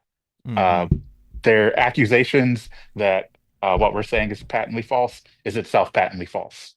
They know what's happening. And if they don't know, they could talk to us about it, but they don't want to do that. Instead, they want us silent, in fear, and cut out of the process entirely, which is exactly what they're doing. So if they had talked to us, they would know that 4,100 number doesn't mean anything, but they didn't talk to us. And so that was going to be one of my questions, is like, what is the interaction between you and the political appointees, and like, what do they say as they're instituting these new policies that are making it difficult for y'all to do your jobs? Like, how are they, do they seem like they realize the effect that this is having, or do they care? Or is this exactly what they want? Or like, but it sounds like you've not had contact with the political appointees. No, we do not interface with them at all. We find out about policies after they like go public or after someone comes to us asking for help for how to implement something that we didn't even know existed. Um, at best, they will tell our managers to tell us not to do things, and that's the only direction it ever goes. It's always stop doing X, stop doing Y. It's never like go forward and do your job. It's always a restriction. So we do not interact with them at all. I'm not sure how much information they have about what's going on the ground. I can only judge by the results and the direction of what they say, and it's always making it easier to discriminate and harder to police discrimination. That's the only thing I can judge them by. They might have other intentions deep in their hearts, but I'm not aware of those. I can only see what they do. I want to move on to the like impacts or some of the after effects, like potential, concerns about retaliation for you and other people who are speaking up. But before I get to that, is there anything else that you wanted to highlight about the situation itself, about your inability to do your job, or, specific instances of law violations by political appointees in the Trump administration? Anything else that you wanted to make sure that you left our listeners with before we moved on to kind of, the next part of the story? All I can say is that it affects everyone, everywhere, no matter who you are. It affects the way that state governments and nonprofits and all of that actually protect civil rights in the ways that they do. It affects the amount that you'll pay for rent. It affects whether you can get a mortgage in the first place or where that mortgage will be. It affects what properties you'll be able to access and what you're not. And all of that trickles down to education, labor, health, every aspect of your life. And that's why it's so crucial that everyone out there recognizes that it does apply to you, it does matter, and that because of that, and because you're in your local community, you have the potential to influence the people who can actually put a stop to this, the members of Congress, regardless of what party they are. If they are on a housing committee or if they're just your representative, you can tell them to call Scott Turner and say, hey, what's going on? I read this report. Are my rights being protected? What are you going to do to make sure that this office is fully staffed and that there's not restrictions on their work and that they are free to actually serve us? That's up to all of us to do. So moving on then to kind of the second part of the story is, concern about political retaliation or retaliation on your job. We've seen people at FEMA and the EPA, for instance, be fired for adding their names to petitions, and this has, I think, in part, gone a little bit further than the petition. So I'm curious if you're concerned about retaliation on the job yourself, or any of the other people who are who've been quoted in any of this reporting. Are y'all concerned that the hammer may be coming down for you? Of course, I was definitely concerned about that. We've seen this administration very frequently retaliate against people who speak the truth. When I came into work Monday, I wasn't sure whether I'd be allowed in the building or if they would call me out at some point during the day. I can say that has not happened yet. I'm still doing my job, going into the building every day. So we'll see what happens with that. But yeah, the fear of retaliation was real, but the risk to the people that we serve, if they don't get the protections that we provide, was way higher than any risk that I feel like I'm personally facing. Even if they do fire me, I still need to speak out to, save civil rights, essentially. And people fought and marched and bled and died to get these rights. Like for decades, centuries, people fought to have equal access to a place to live. That's what I'm supposed to be defending. And considering what people face in order to get that, dogs, lynch mobs, you name it. Losing a federal job is not easy, but it's nothing in comparison to that. And that's the way I think about it. And in addition to that, one really important thing I want everyone to understand is that I didn't do this alone. I did it collectively with my coworkers as a union activity in solidarity with everyone in my workplace and all the people who need our help. And I feel like that has given me whatever protection I do have. It's the fact that I had my union behind me. I had other coworkers telling the same story, working from the same play sheet. And we didn't just do it internally.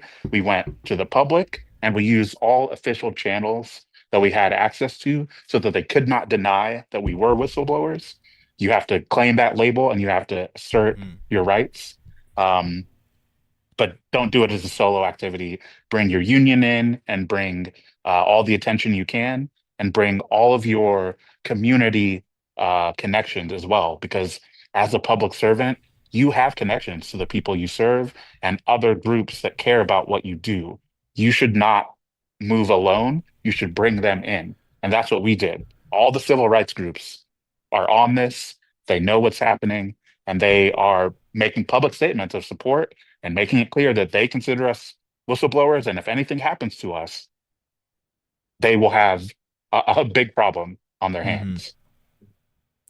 I'm glad that you mentioned that this action is not an individual one; it's a collective one, and that really falls in line with the union ethos and particularly how the Federal Unionists Network has been trying to attack some of these problems, and their sort of theory of change, which is demonstrating the value that the government provides to the American people, that the Trump administration wants to take it away, and that the very people who are providing that value to the American people want to continue to do so, and Trump is standing in the way of them and you doing your jobs and trying to get your coworkers on board to push back against the administration, getting civic groups and the community to push back against the administration. And so that's exactly what's going on. Is there anything else that you want to say about, the Federal Unionists Network, the Federal Unionist Network's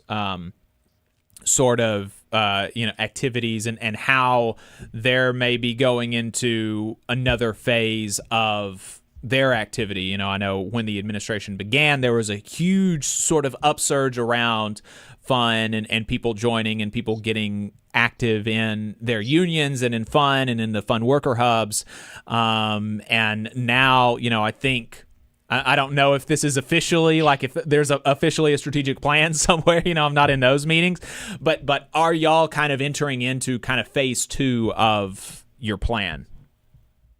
Yeah, I mean, as the attacks continue to escalate, as they change form, and as the destruction at various agencies crystallizes, it's become very clear that business as usual, or just not being engaged in any fights in the workplace is not going to work for people. And in that moment, we've seen that the fun approach of deep union organizing, one-to-one organizing, and building power in the workplace that doesn't just benefit the federal workers themselves, but that is always geared towards benefiting the public, protecting the public.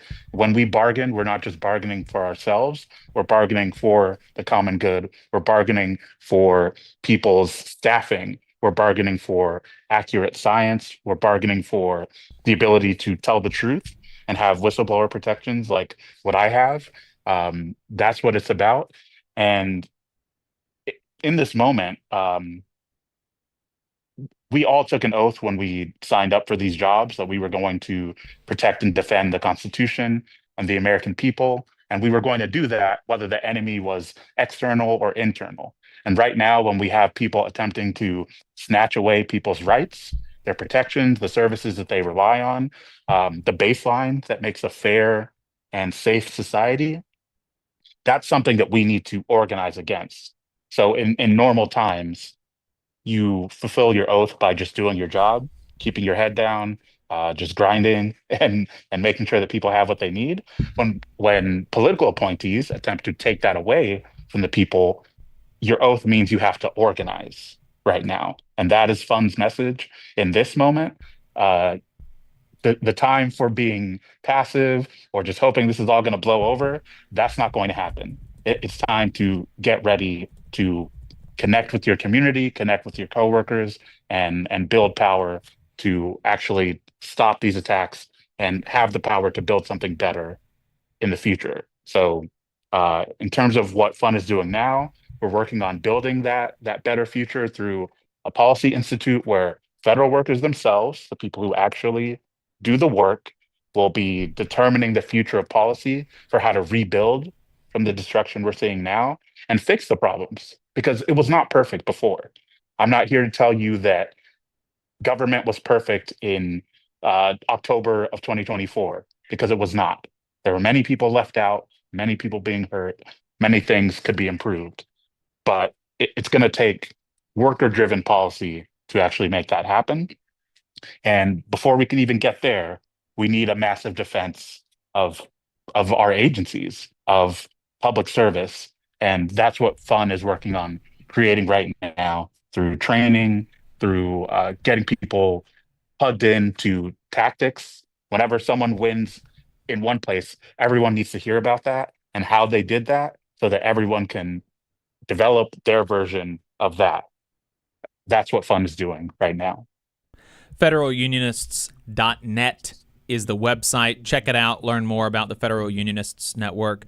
Really great organization. And if you're a federal employee, obviously join your union. Figure out which one it is, AFGE, NIFI, IFPTE, NTEU, and then join it, be a part of it, be a part of Fun, and help stand up for the American people. Paul Osadebe, thank you so much for your time. Thanks for having me. We got one more segment that we wanted to do, and then we're going to play the interview that I did last night with Meagan Day. But we've got a caller on the line. Let's go ahead and we're going to be bringing a caller on the line. And if you want to get this where this caller is, the phone number is 844-899-TVLR. That is 844-899-8857. You can call in, and we got a caller from a 256 area code. What's your name? Where are you calling from? Hey, this is Infinite Content. Oh, 267 area code, not a 256. Sorry, I misread it.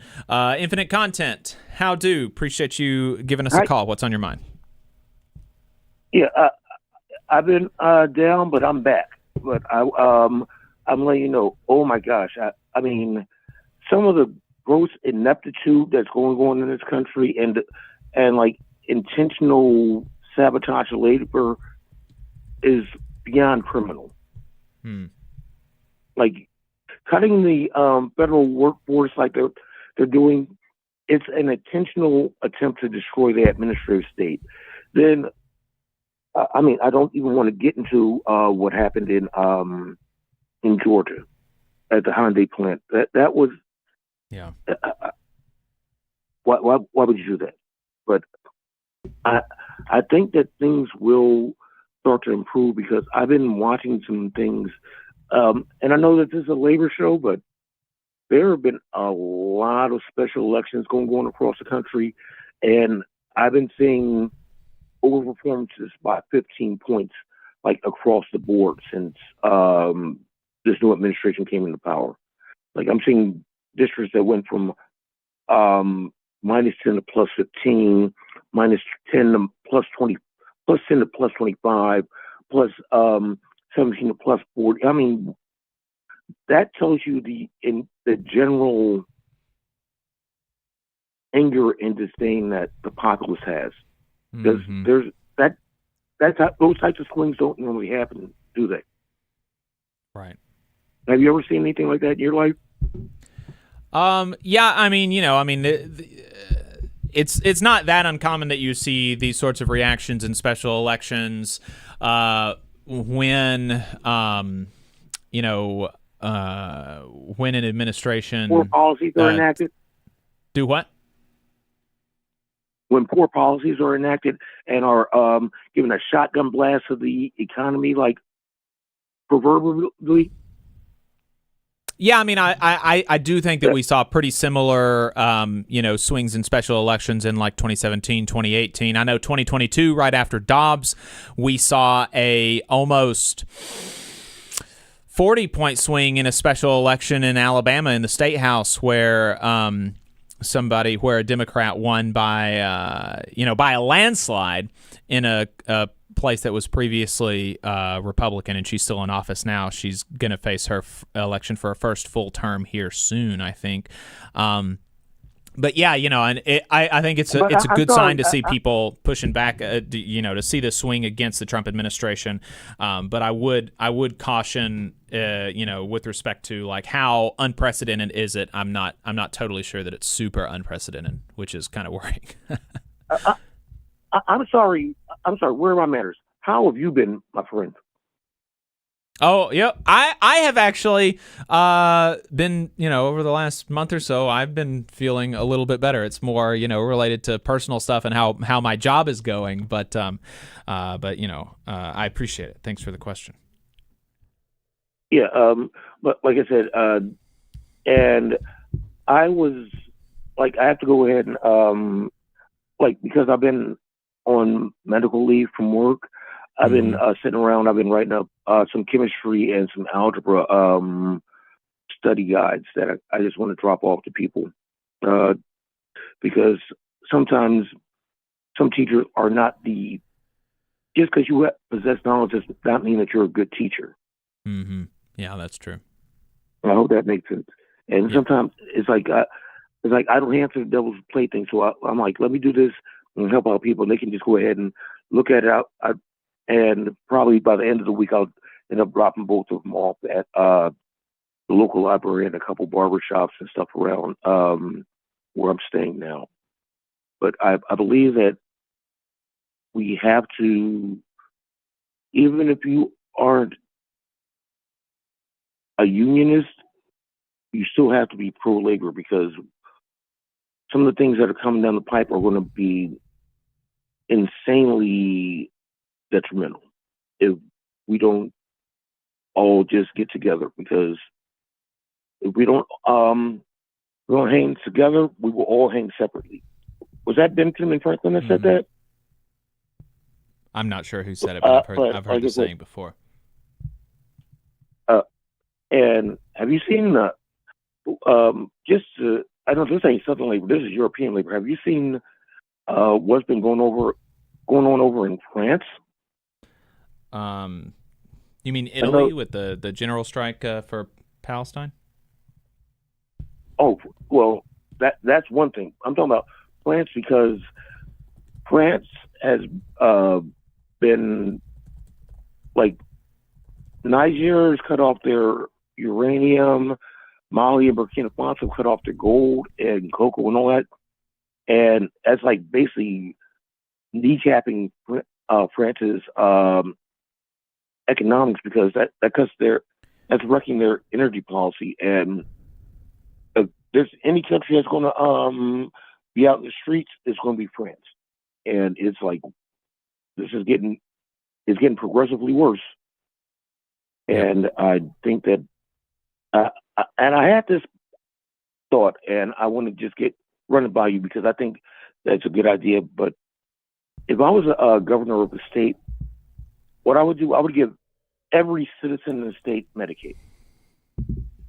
Because if you have health care off the board, that's a whole lot less stress that you have to deal with. I could be wrong, but I think I'm right. No, I mean you're just talking about basically a state level Medicare for all, and that's absolutely something that would be good. I think at the state level you start getting into more questions about the economics of the thing than you do at the federal level. But I think it could be done. Abdul Al-Sayed ran for governor a few years ago and had a statewide, Michicare plan for Medicare for all for Michigan that I thought was really good and had a good plan how to pay for it and stuff. I think it's a good idea. Appreciate the call, Infinite Content. All right, thanks for your time. You all be safe. I was going to end it anyway. You have it. Take it easy and be safe. Power to the workers. All right, thanks. Appreciate it. 844-899-TVLR is the phone number, 844-899-8857 if you want to get where he was. Social Security is something that's always in the news, and Republicans are always wanting to say that, or at least some of them are saying, oh, no, we don't want to cut Social Security. That's not on the table. We would never do that, even though that's always been on the table. Project 2025 is something that the Heritage Foundation puts together every presidential administration, and it always calls for cutting Social Security.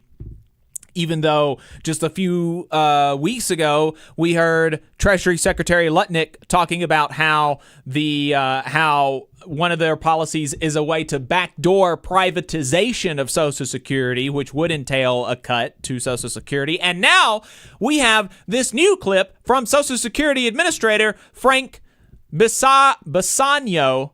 I think that's how you pronounce it.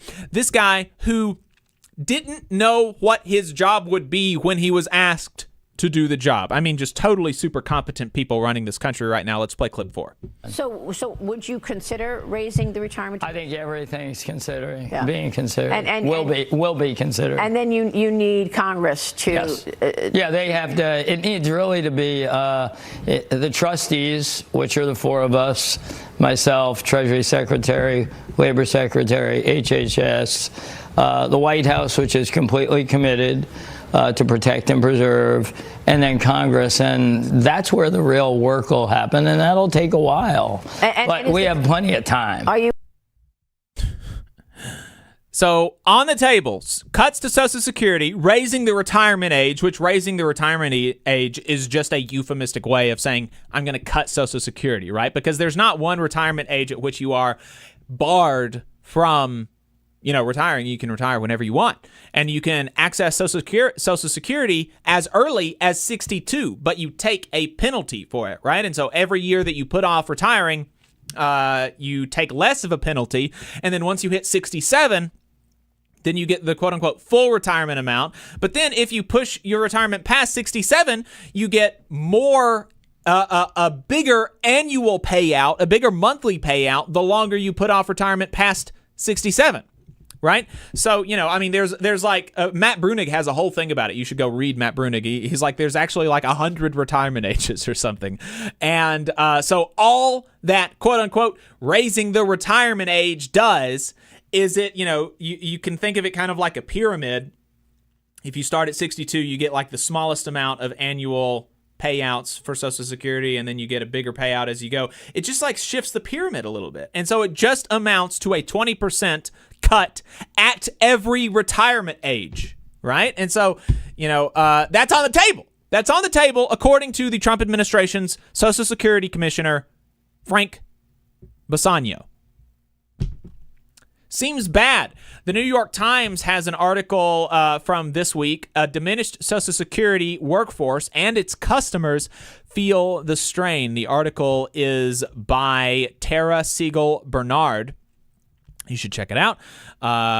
Good stuff. She talks about the customers, the constituents, the people in this country who are having a difficult time accessing their earned Social Security benefits. And that's another thing. Social Security Administration administers disability benefits, right, on top of the retirement benefits. And so every day that you delay a person getting their earned disability benefits is a cut, because you don't get like back pay for that, right? And so that's been happening to a lot of people. Their disability's been delayed. There's low morale in the agency. The agency's effort to reduce wait times for callers has worsened their plight because they're being, kind of shipped all around and making things worse. It's a really, really bad time. And so, I don't really know much. I don't have any other comment other than just to flag one more instance of the Republicans and their appointees in government allowing the mask to slip and demonstrating for you that they want to cut Social Security. They want to take away the money that you deserve at the end of your life. They want to make it more difficult for elderly people to have a dignified retirement. Seems bad. I taped an interview last night with Meagan Day, associate editor for Jacobin magazine, on the aftermath of the Charlie Kirk assassination, what's been going on after that, and how to think about it.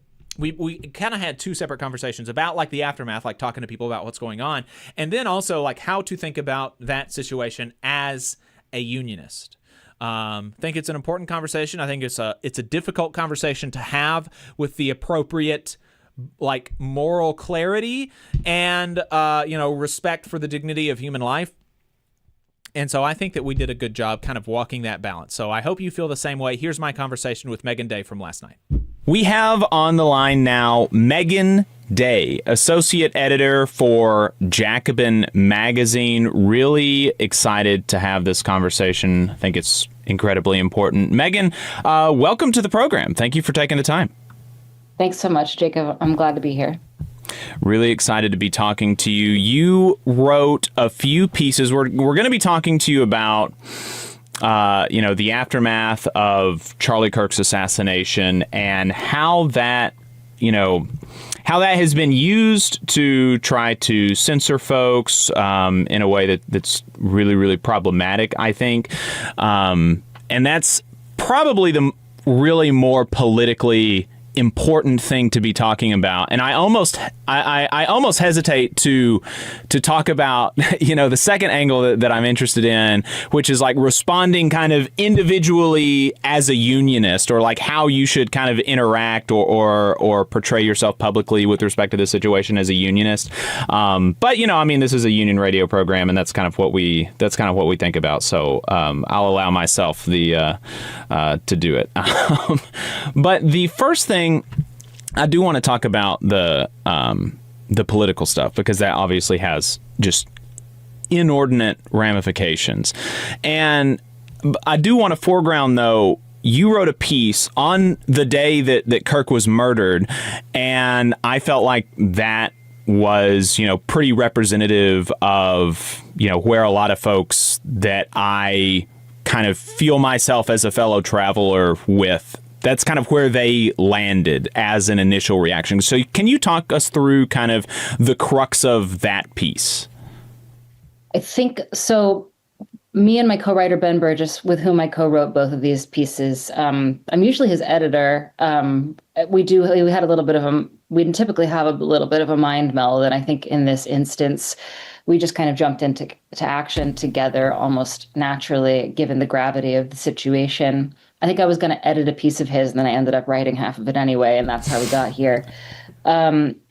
We wrote that piece in hours after Kirk was shot. It wasn't even clear that he had been killed yet at the time that we first started writing. We had to sort of refine as we were writing the piece, but we felt called to respond from the perspective of leftists, because given that Charlie Kirk was one of the most visible and popular right-wingers on the political scene, it seemed evident that regardless of who killed him or why, the conversation was going to be about the violent and deranged left, because it was going to be presumed that someone on the left had killed Charlie Kirk, regardless of what happened.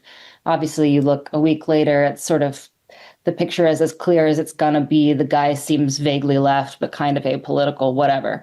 But it seemed pretty clear to us in the hours after the shooting that this involved the left, and that the left needed to have some way to respond. And the first thing and the main thing that we really wanted to emphasize is that this is bad news for the left, and people on the left should be wary about what was going to happen as a response.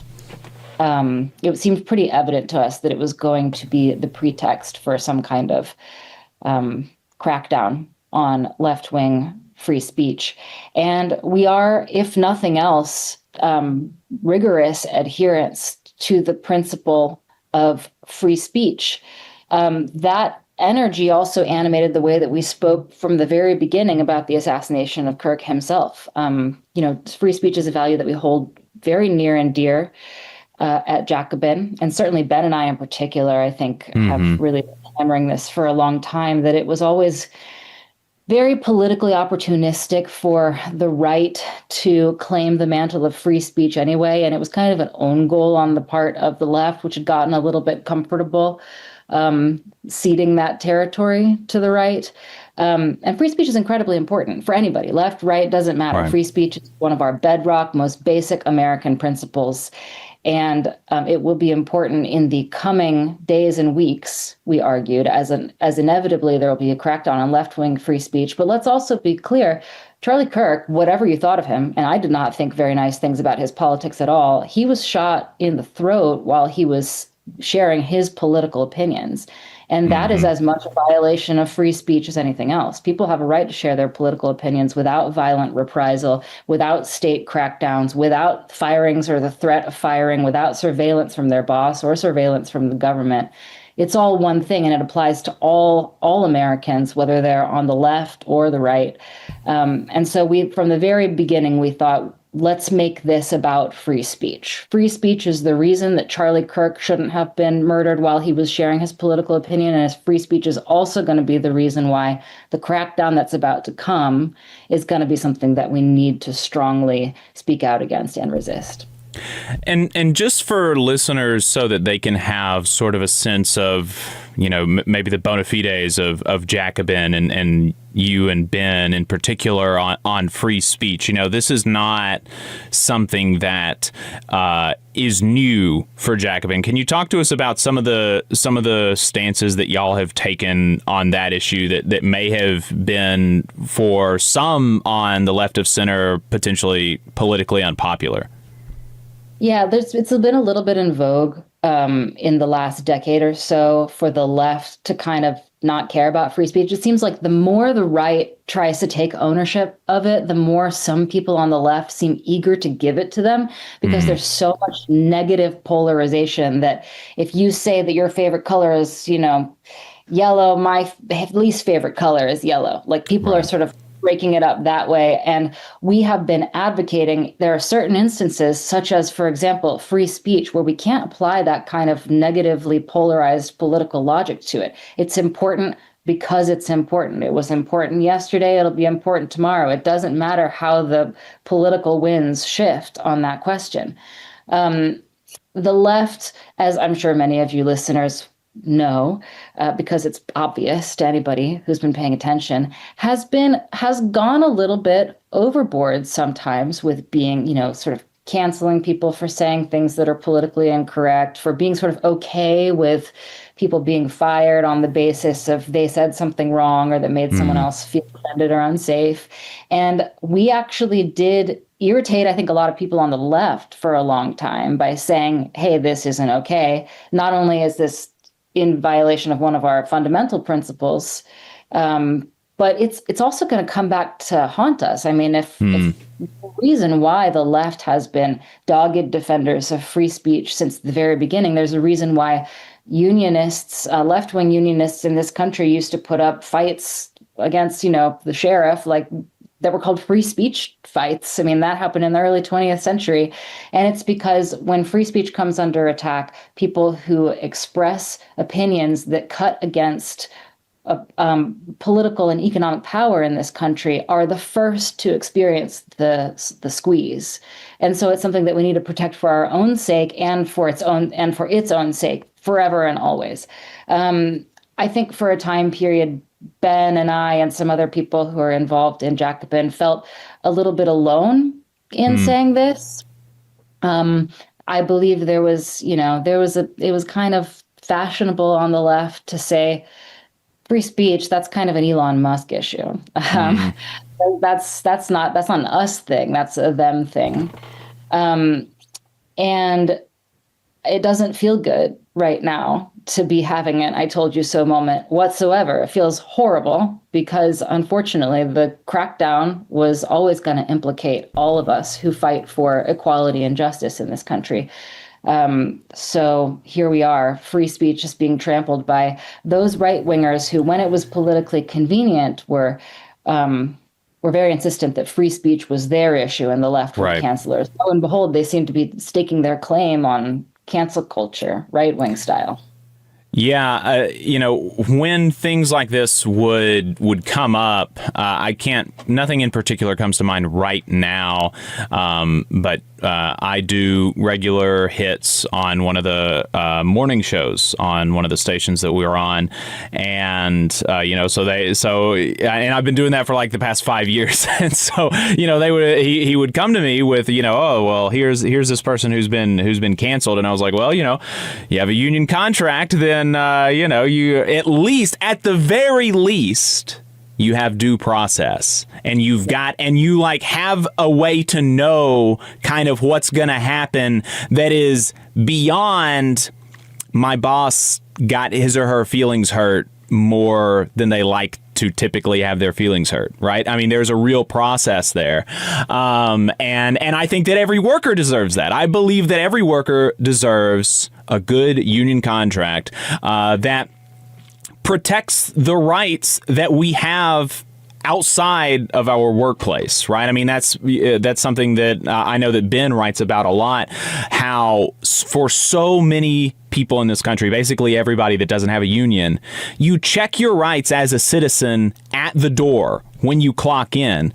And I think that's problematic. And I think it kind of starts to strain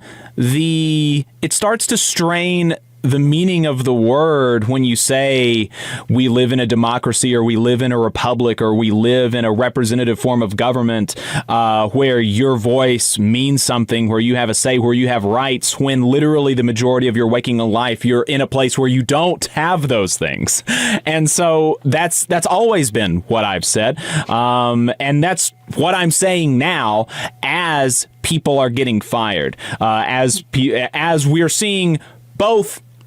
And this is another thing that I and Ben have been talking about for years now, that this repression from the private sector is just as meaningful in a person's life as repression from the government sector. There are some people who came back 5 years ago when we were talking about canceling people on Twitter, or people being deplatformed, and the retort would be the First Amendment only protects you from the government.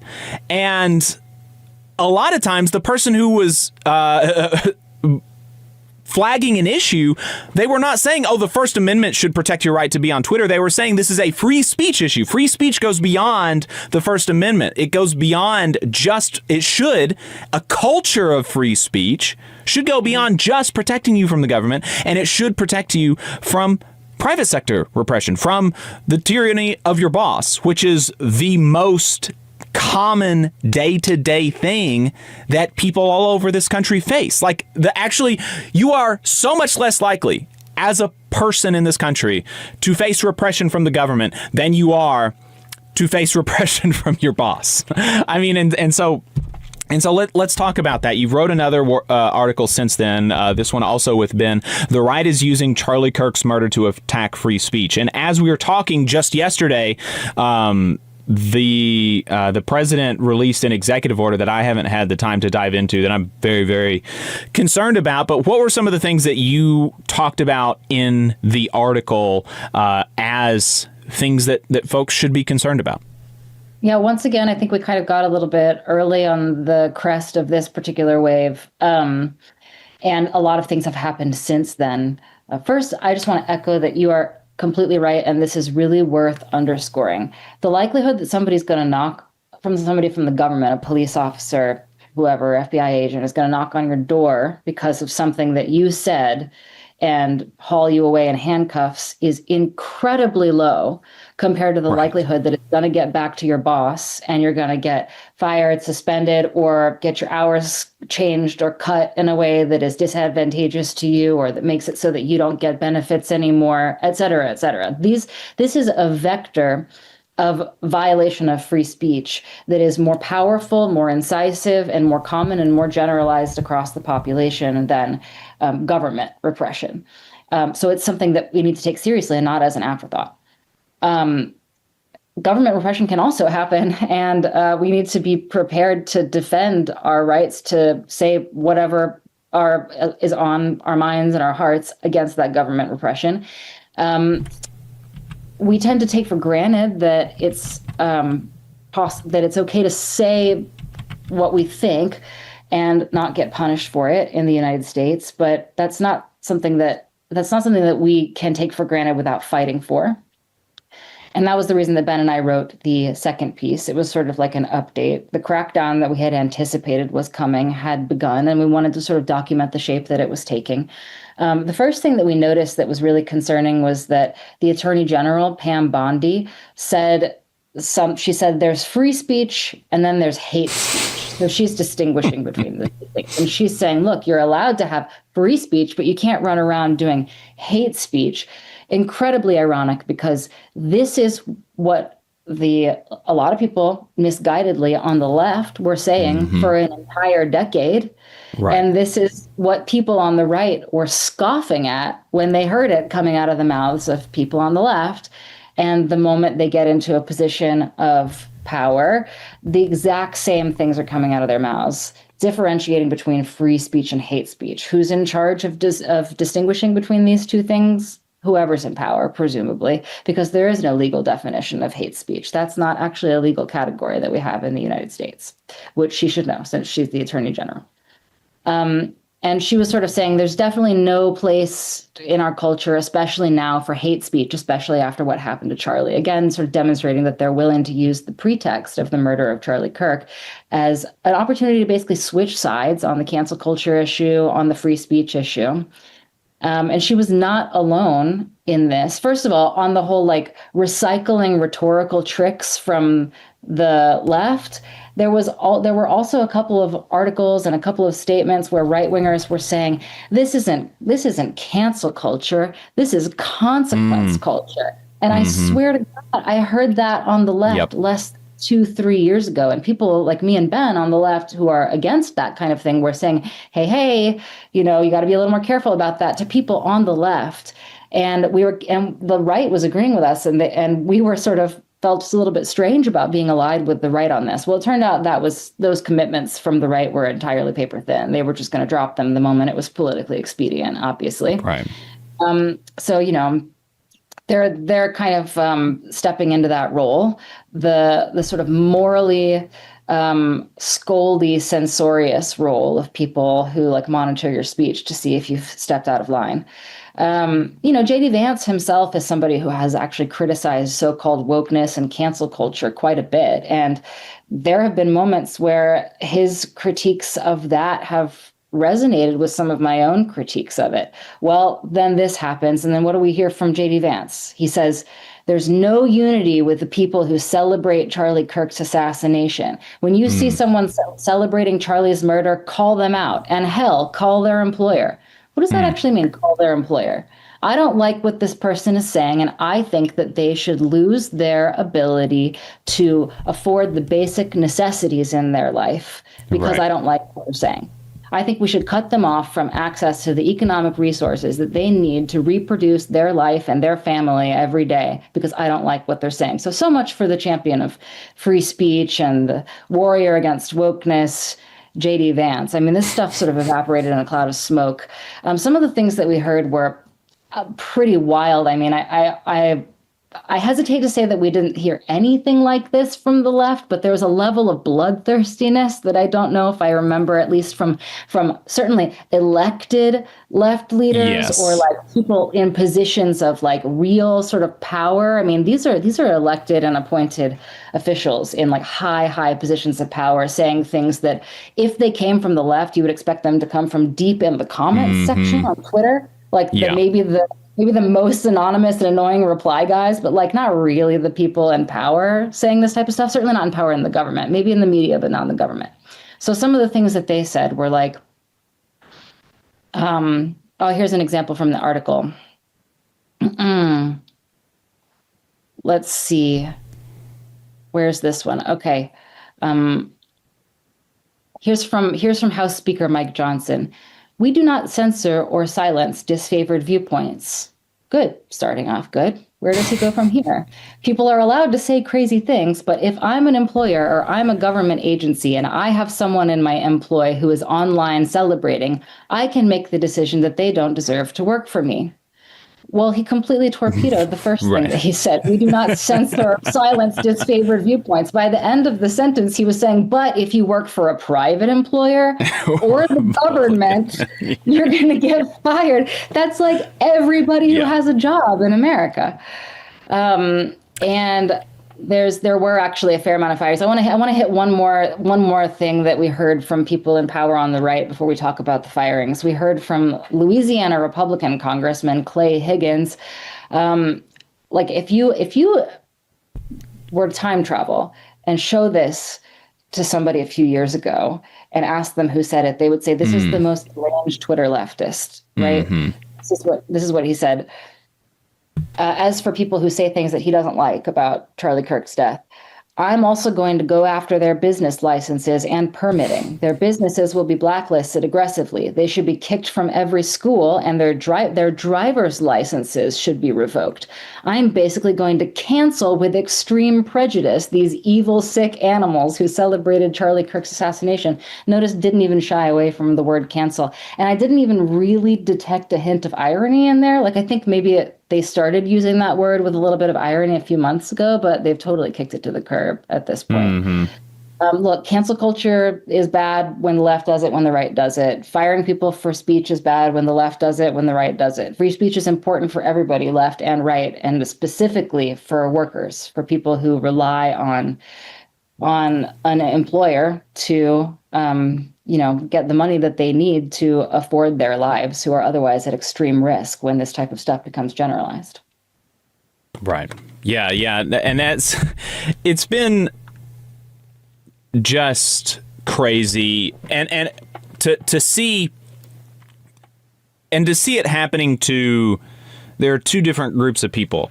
There are, and people will, there are going to be some people who hear this who think that I'm underestimating the first group, but they only think that because they hear people like Clay Higgins saying that there's all these people who are celebrating Charlie Kirk's death, and they don't actually go and look at people's comments and what the people who are being fired are actually saying. Because now, so there's one group of people that are actually celebrating his death, and they're like, it's great and more of it should happen, and in a way that I have found in some instances like stomach churning and kind of like probably like not good for their soul, but the vast majority of people who I have seen on these doxing websites, Charlie Kirk's murderers, in news articles, the vast majority of them have been people who disagree strongly with Charlie Kirk's political views and see the attempt to have him made into a secular or not so secular saint in real time and are objecting to that because they're doing this in the name of, the American people or, all of this. They're making any disagreement with him. And he is right now a topic of conversation, right? And so if he as a figure, his legacy is a topic of conversation, then I, as somebody who do not like his legacy, have a right to say as much.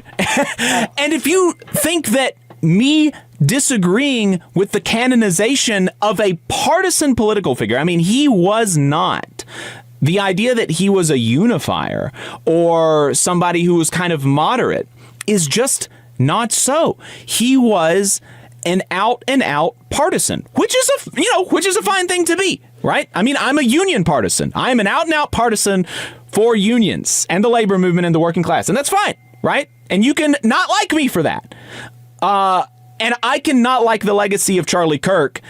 And because that legacy is being discussed, I have the right to weigh in on that.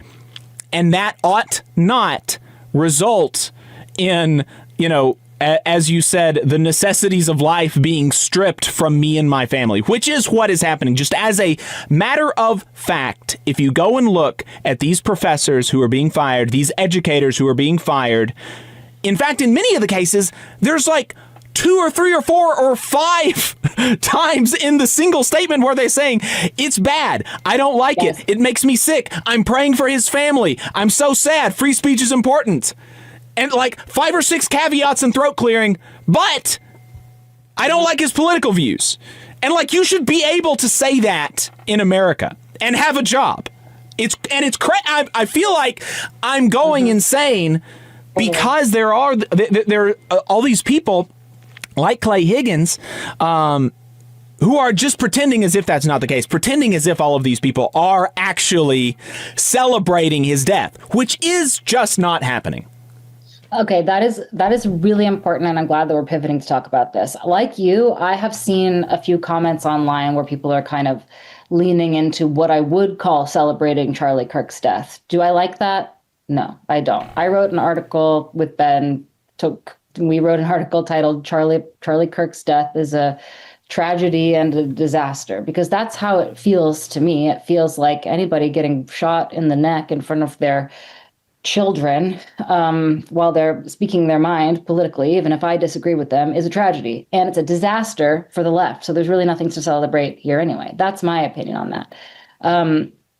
So when I see people doing so-called celebrating the death of Charlie Kirk, it doesn't sit right with me. I also don't think that it's the kind of thing where you need to be corralled back into line by the threat of destitution, right? And then furthermore, on top of that, most of the people who are getting fired, like you said, they're people who've put their names to these comments. It's really the anonymous accounts online that are saying kind of things that I find morally dubious about celebrating Charlie Kirk's death.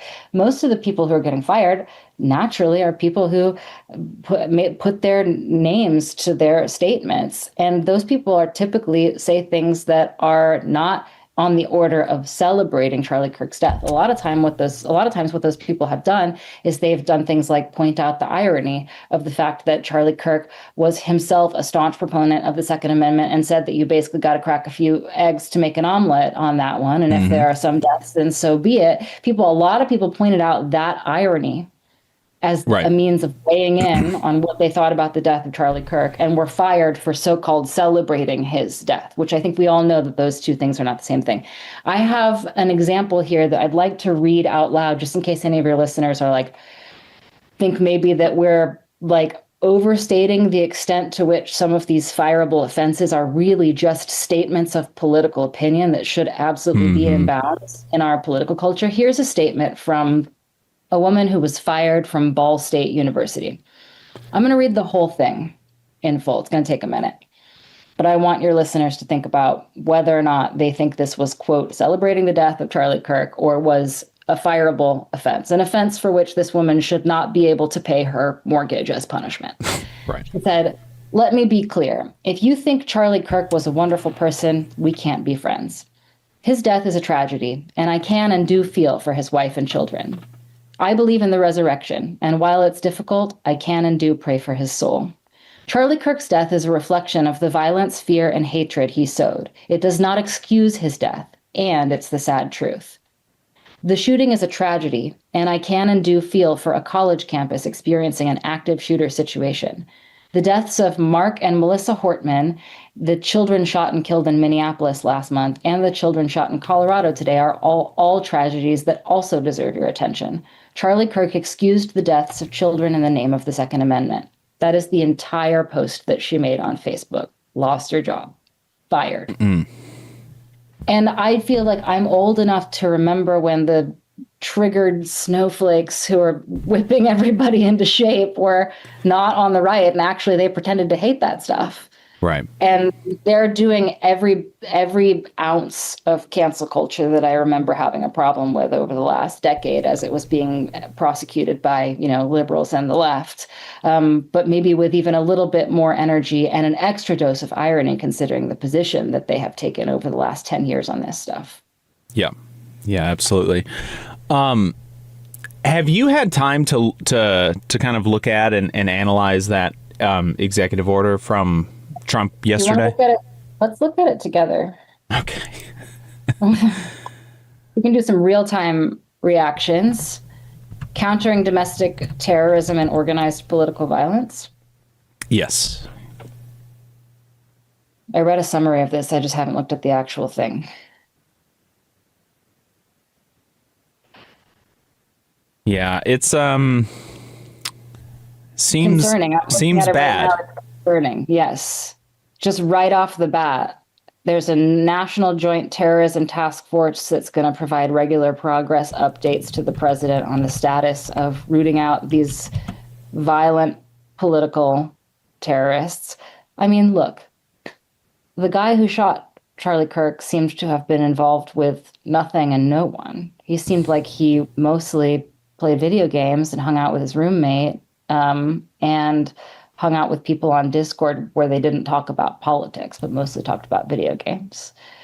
He was so far from being involved in an actual left-wing organization that this is just completely farcical as a reaction to the death of Charlie Kirk. The same is true, as I understand it, of the guy who shot up the ICE detention facility in Dallas a couple of days ago.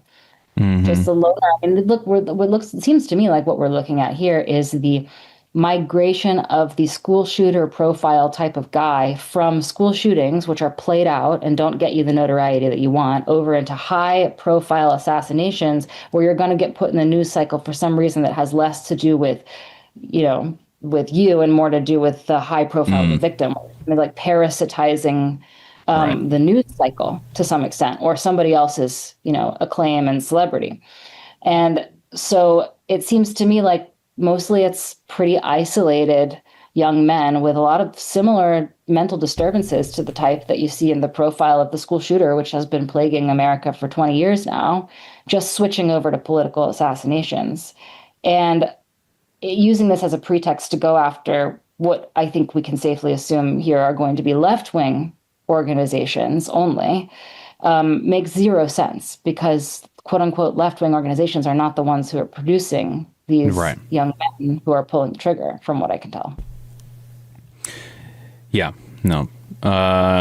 It's incredibly concerning stuff. And I mean, as you predicted, right? And so we're seeing multiple fronts on this attack on free speech. We're seeing actual, like, real deal government suppression of speech. I mean, the Jimmy Kimmel thing was kind of one of the, one of the most public examples of this, even if, Jimmy Kimmel being on late night TV is not, the most important thing in the world.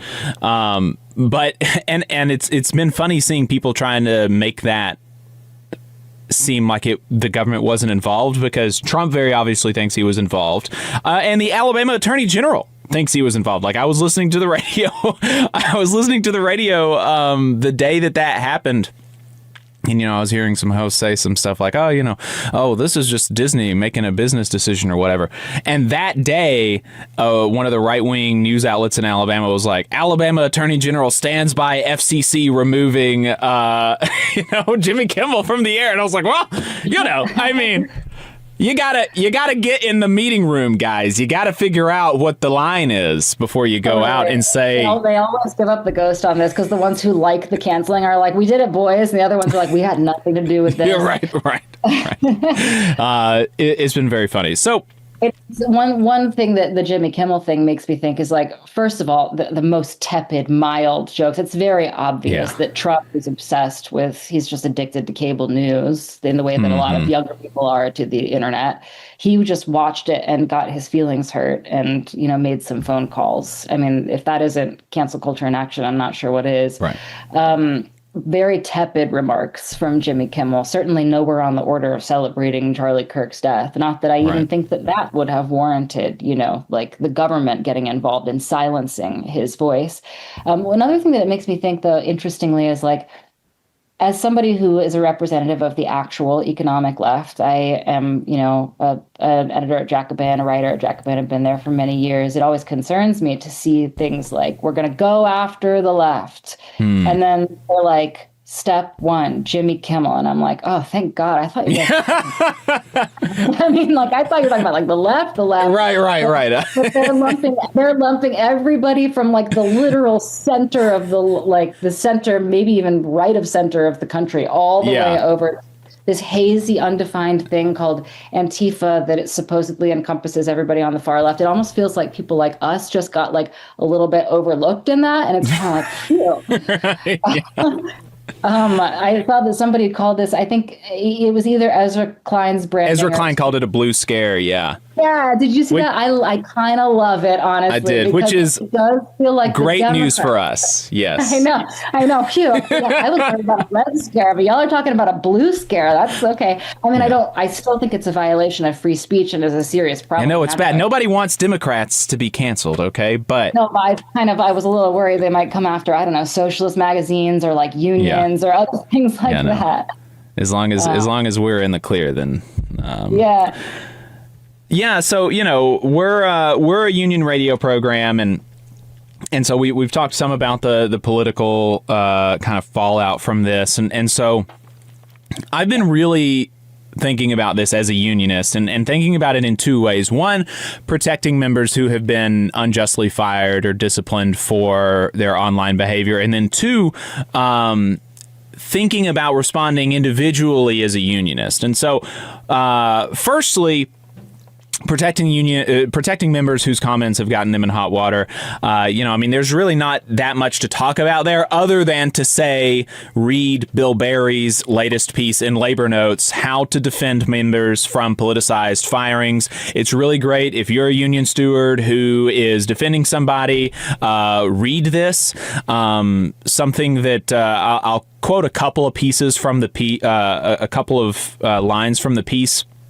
He says that bosses and disgruntled coworkers have long attempted to target workers over off-duty conduct. Grievance books are filled with examples of disputes away from the workplace. For example, a boss and a worker both have too much to drink and get into a dispute at a local watering hole, and the boss demands that the worker be fired in the interest of workplace safety.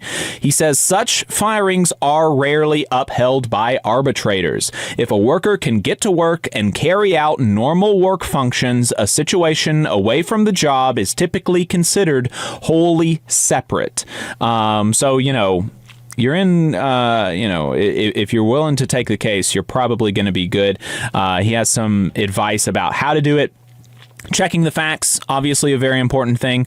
Doing interviews, making sure that you read all of the relevant posts. He also mentions the first rule of effective grievances, which is making the employer present the case, right? Mm-hmm. They have to actually prove that damage has been done. So challenge weak testimony, he says. For example, if parents complain that their children are being exposed to, quote, hateful opinions, which is funny, but the teacher has not actually said anything on the subject in the classroom, then that is relevant. The steward should raise the question of how the episode is related to the workplace. Make the boss prove that the off-duty situation somehow has relevance to the workplace. The steward should also look at the usual factors, the worker's length of service, and past work history. And finally, the steward should ask, does the punishment fit the crime? Even if there is evidence that a worker did something wrong, does this affect anything or anyone in the workplace? And this is just me talking. And if it does it mean that the proper remedy is firing? Can you not do counseling? Can you not do some performance improvement stuff to say like, okay, we don't need to say some of these things and blah, blah, blah, blah, blah, right? Which just seems obvious and like fair to me that the first thing you do, even if you say that there are some roles that are so intrinsic to the public that you as a public, anywhere you are representing your employer, and you need to be cognizant of that, blah, blah, blah. The first punishment is not firing. There should be progressive discipline, which is the cornerstone of almost any union contract. And he ends with, ultimately, the just cause section of the union contract offers protections for all workers. It's important for a steward to stress this point to other members who may be inclined, due to the nature of the off-duty episode, to let the boss get rid of a coworker without making a convincing case. Enforcing the contract for one is enforcing the contract to all. And to expand on that for a moment, my uncle is I have two uncles that I talk about with some amount of regularity. This is the good one. The good uncle, he was chief steward for the Teamsters in Huntsville. Conservative guy, MAGA guy, voted for Trump, I think 3 times, right? But before he retired, he was chief steward for the Teamsters in Huntsville at UPS. And he talked to me about how he's like, oh, Jake, I got so many people their jobs back, got a bunch of people their jobs back, and probably, they probably weren't super great workers, and they did do some bad things. But guess what? The supervisor has a job too, and it is his job to make the case. It is his job to make the case. And so he told me about one where they had this guy like dead to rights for like stealing something. And I think that my uncle thinks that he actually did do it. But they didn't follow the procedures. They didn't do things in the right order, and they didn't make the case properly, and my uncle was able to get this guy's job back. And so he said he had people come back to him. He was like, you're a Christian, and here you are protecting this guy for doing this thing, or that's not good for the company, it's not good for us, it gives a bad name to the union or whatever. He was like, it's not about the thing, it's about the contract. And if I allow the company to roll over the contract in this situation, then they will be able to, in future grievance procedures and in future arbitrations, say, we have a past practice of resolving this type of grievance in this way, and I won't be able to protect the person that you think deserves protection. And so if you allow people in a union workplace where you have just cause protections as a steward, if you're a conservative steward, you allow somebody who said things that hurt your feelings about Charlie Kirk to be fired, then in a different political environment, you may be the one on the other end of the situation, and the employer will have by that time established a past practice of being able to fire people for off-duty political opinions, and you will be out the door. Totally. And I think that's bad. I think it's bad. You're so right about this. And can I interject and sort of draw a parallel, which is that, hopefully all of your listeners understand this and understand the importance of defending the terms of the contract no matter what, because it's more important than your judgment in any particular case. Mm-hmm. And this is true for our broader society in general. Like if you think about the Bill of Rights as like a social contract, that's what a contract is. And that this was why, some of us at Jacobin were very disturbed by the way that the left was kind of getting soft on free speech issues when our people had cultural hegemony for, about a decade. Not like our people, but some people basically left, right? And you have to defend the contract, so to speak, in every single instance, because the circumstances change, the winds of power shift, and all you have is a precedent that you fought to protect that you can marshal and use in a moment when you're down. So you're absolutely right about this, and I think that it's true in the union context, and it goes all the way up from like microcosm, like shop floor level, to macrocosm in our whole society. Right. And so the second point was thinking about it individually, like how to respond in a way that doesn't alienate your coworkers, because even some of the things that haven't been sort of personally gross to me, I can see how a person with a conservative political leaning would be offended and alienated by some of the more tame posts that I've seen on the subject. Because especially as somebody who's not if somebody were to not be super political, they might, conservatives will identify with Charlie Kirk. And particularly, I think that, I'm not a Charlie Kirk scholar, but I've seen things that that I don't think actually a lot of my conservative friends and family would agree with, but they don't know that, or they think that all of that is kind of fake news. And so they identify with him, and then they see somebody in the wake of this person that they identify, in the wake of his death, doing some throat clearing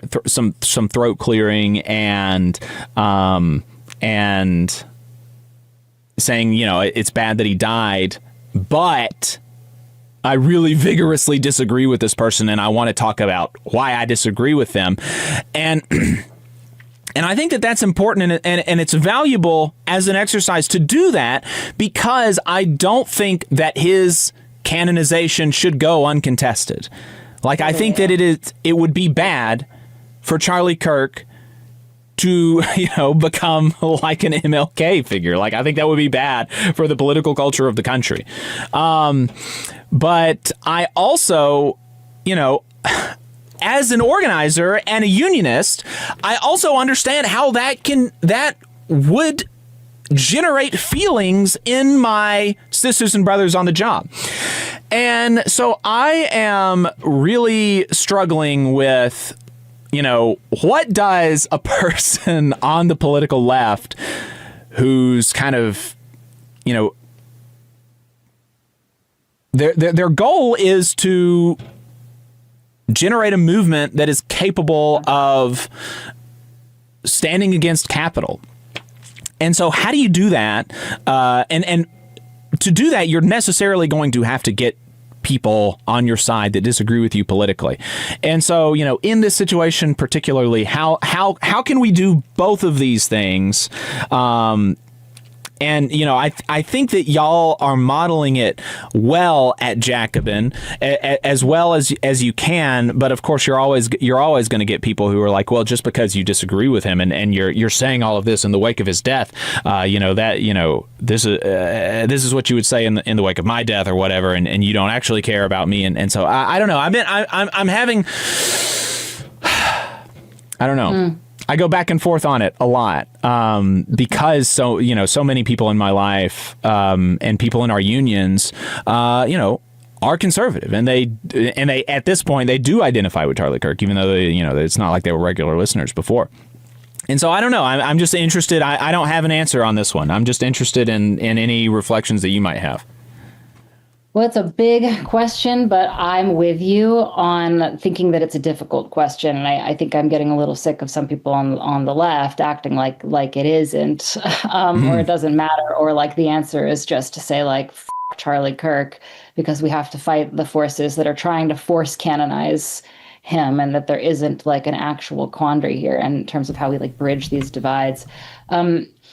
The first thing that I would say, and this was the initial instinct that my co-writer and I had when we wrote the first article in the hours after Kirk's death, is don't make light of death. It's really the end of somebody's life, like for real, like not in the abstract. And I realized that having a kind of autoplay snuff video like forced down our throats gave it all a very kind of hyper real quality, but it really is real. And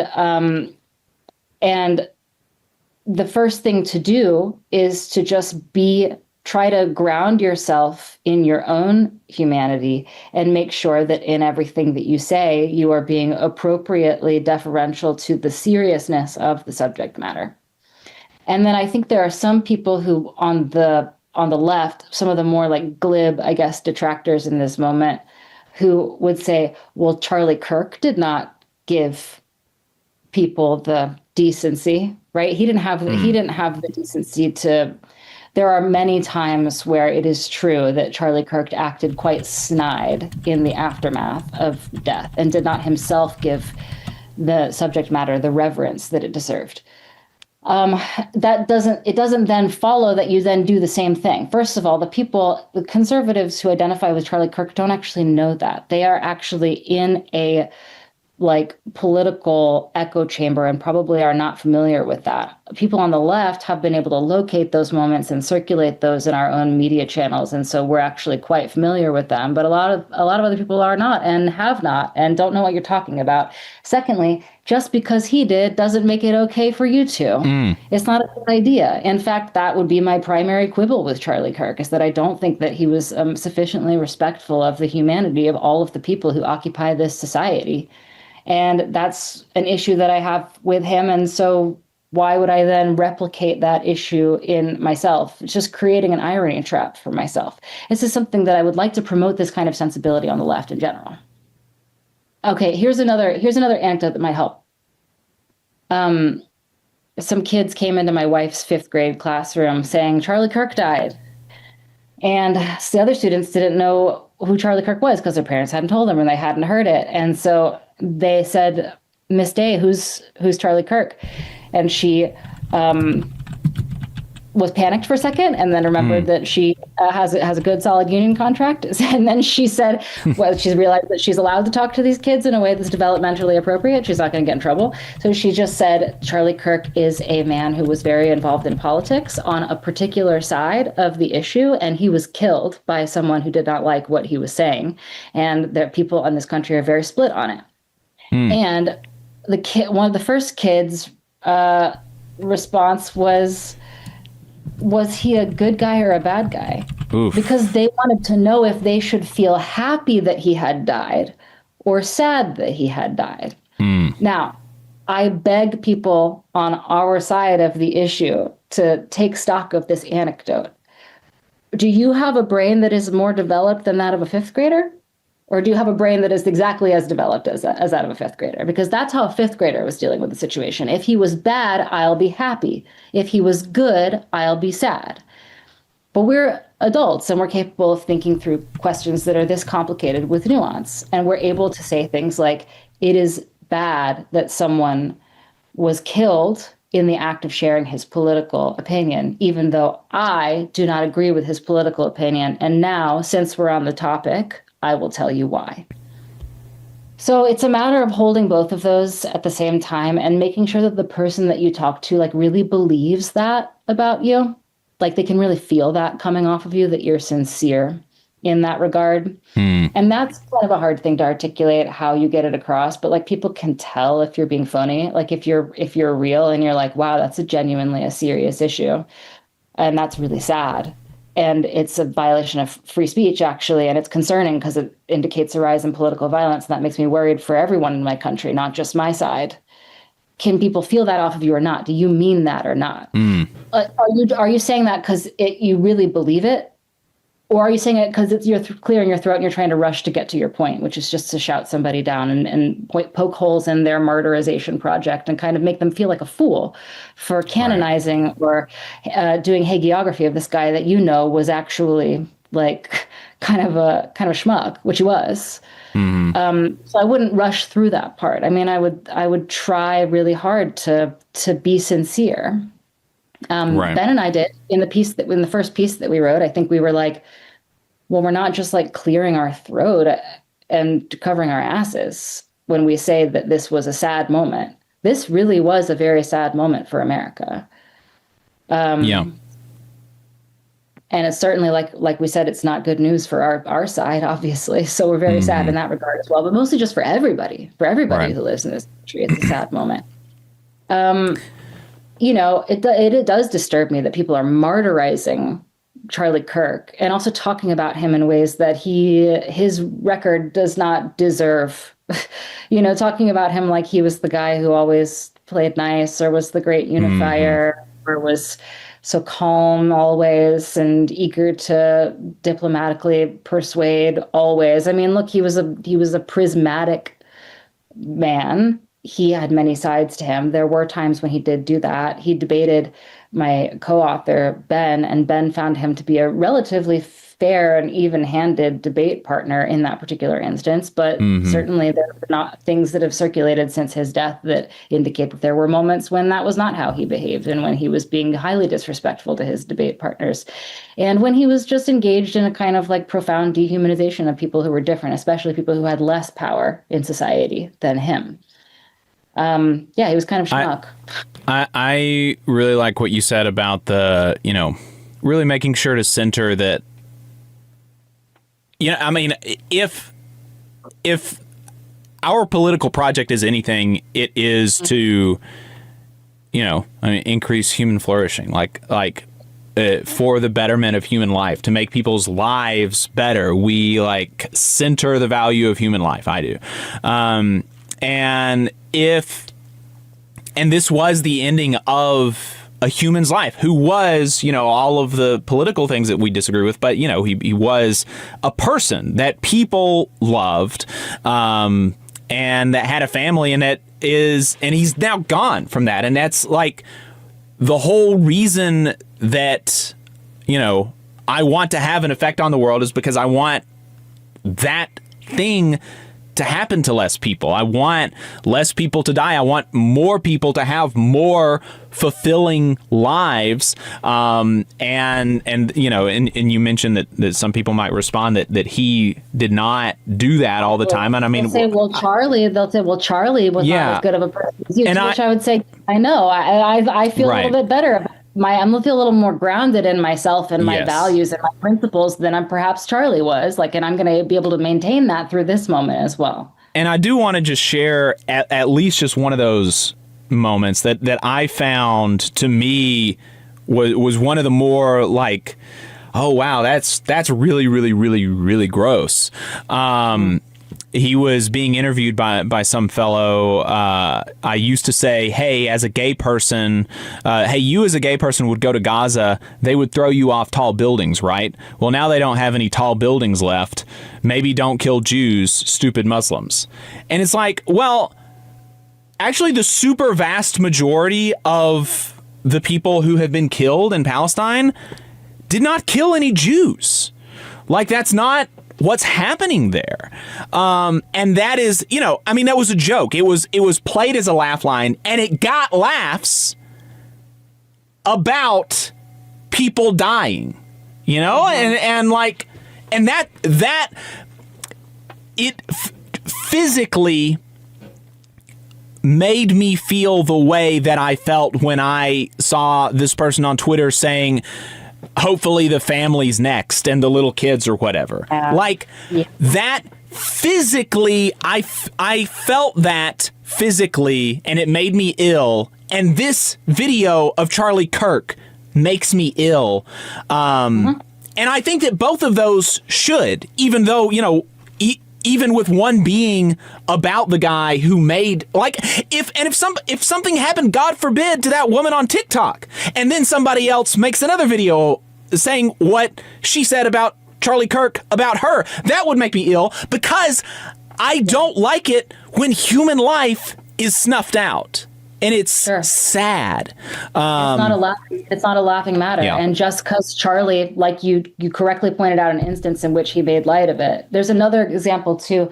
I don't know if you're familiar with there being a story in New York where there was a young man who was a left-wing political activist who was stabbed in a knife crime by I don't remember much about the assailant. He was black, a young black man. I don't know if he was homeless or not. I think he might have been. He was probably having a mental health crisis of some kind. But in any case, Charlie mocked the family and friends of this young man who had said in the aftermath of this murder that the victim, the young man, would have had empathy for the person who killed him. And Charlie was thought that was just hilarious, and was mocking the young man himself and his family and friends who were in mourning and trying to make sense of this. Charlie himself could not contain his giddiness at his political opponents or people that he didn't respect getting their comeuppance even in the form of death. And we don't have to be like that. In fact, at some point, not to be corny, but at some point the cycle has to stop somewhere. And I would bet on moral consistency taking us farther as a movement than tit for tat pettiness in moments like this. I think that I can't promise that I know what's going to happen in the future, but if we can be morally consistent year after year, incident after incident, and episode after episode, and be upstanding and being able to look at our own behavior and defend it, then in all likelihood that will work out better for us. Because I think that people sometimes get very swept up in the moment with this stuff, but usually they do gravitate overall to people who are espousing values that they feel align with their own. And most people don't think that political violence is cool or funny. Most people don't think that death is a laughing matter, that murder is a laughing matter. So I think we should take it. I have seen some people on the left, I presume on the left, making jokes of he should have ducked. That was basically the reaction I saw from somebody. And we should just not have any of that energy in us when we're talking about this. nor should we skip over our criticisms of Charlie Kirk's, political legacy, his political project, and so on. Because, like you said, they're trying to make him into like a perfect martyr figure. It's pretty ludicrous to those of us who are very opposed to his political project. And I'll say one thing on this, which is that since your listeners are, union involved individuals, shall we say, like, I think of Charlie Kirk's project as being very inimical to the union project. I really do. Oh, yeah.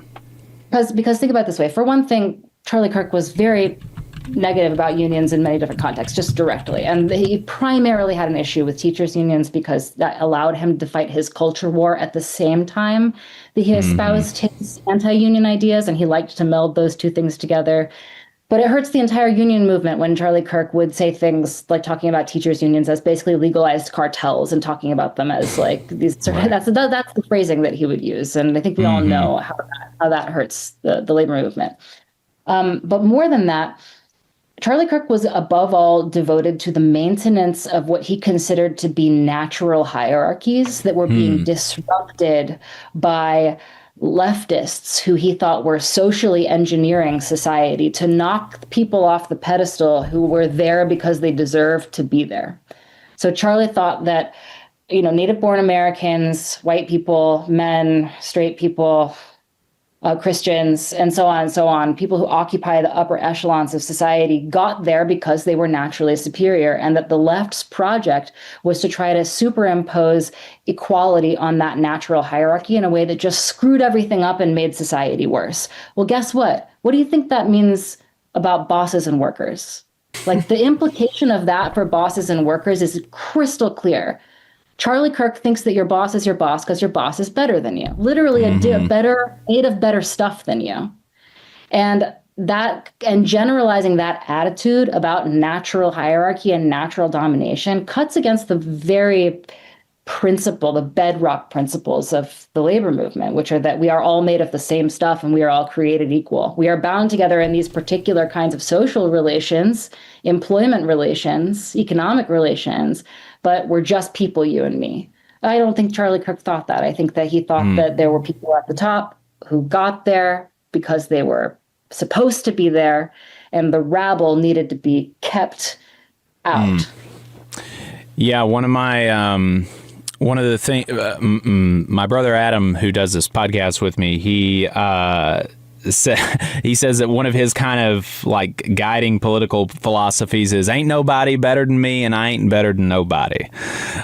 So I think, that's definitely like a bedrock sort of union principle. So sure. And Charlie's principle was like, everything he would criticize this is his critique of the left, is that like he wouldn't quite outright say it, though sometimes he came pretty close. But what's the left trying to do? They're trying to put people who aren't the best of the best in positions that are reserved for the best of the best. He said that pretty clearly when he was talking about things like affirmative action, for example, but you can absolutely bet that is how he felt about like the whole economic situation and the relationship between bosses and workers too. Yeah. Meagan Day, associate editor at Jacobin Magazine. Thank you so much for your time. I appreciate it. Thank you so much, Jacob. It was fantastic to come on. Appreciate it. Thank you to everybody for staying tuned. Appreciate your viewership. Let us know what you thought about that article, that interview, or the rest of the show. The phone number is 844-899-TVLR. You can leave a voicemail at any time or share your thoughts with us via the written word at tvlr.fm/contact. I don't have anything else, so that's going to be it for us this week. Thanks again, and we'll see you next week.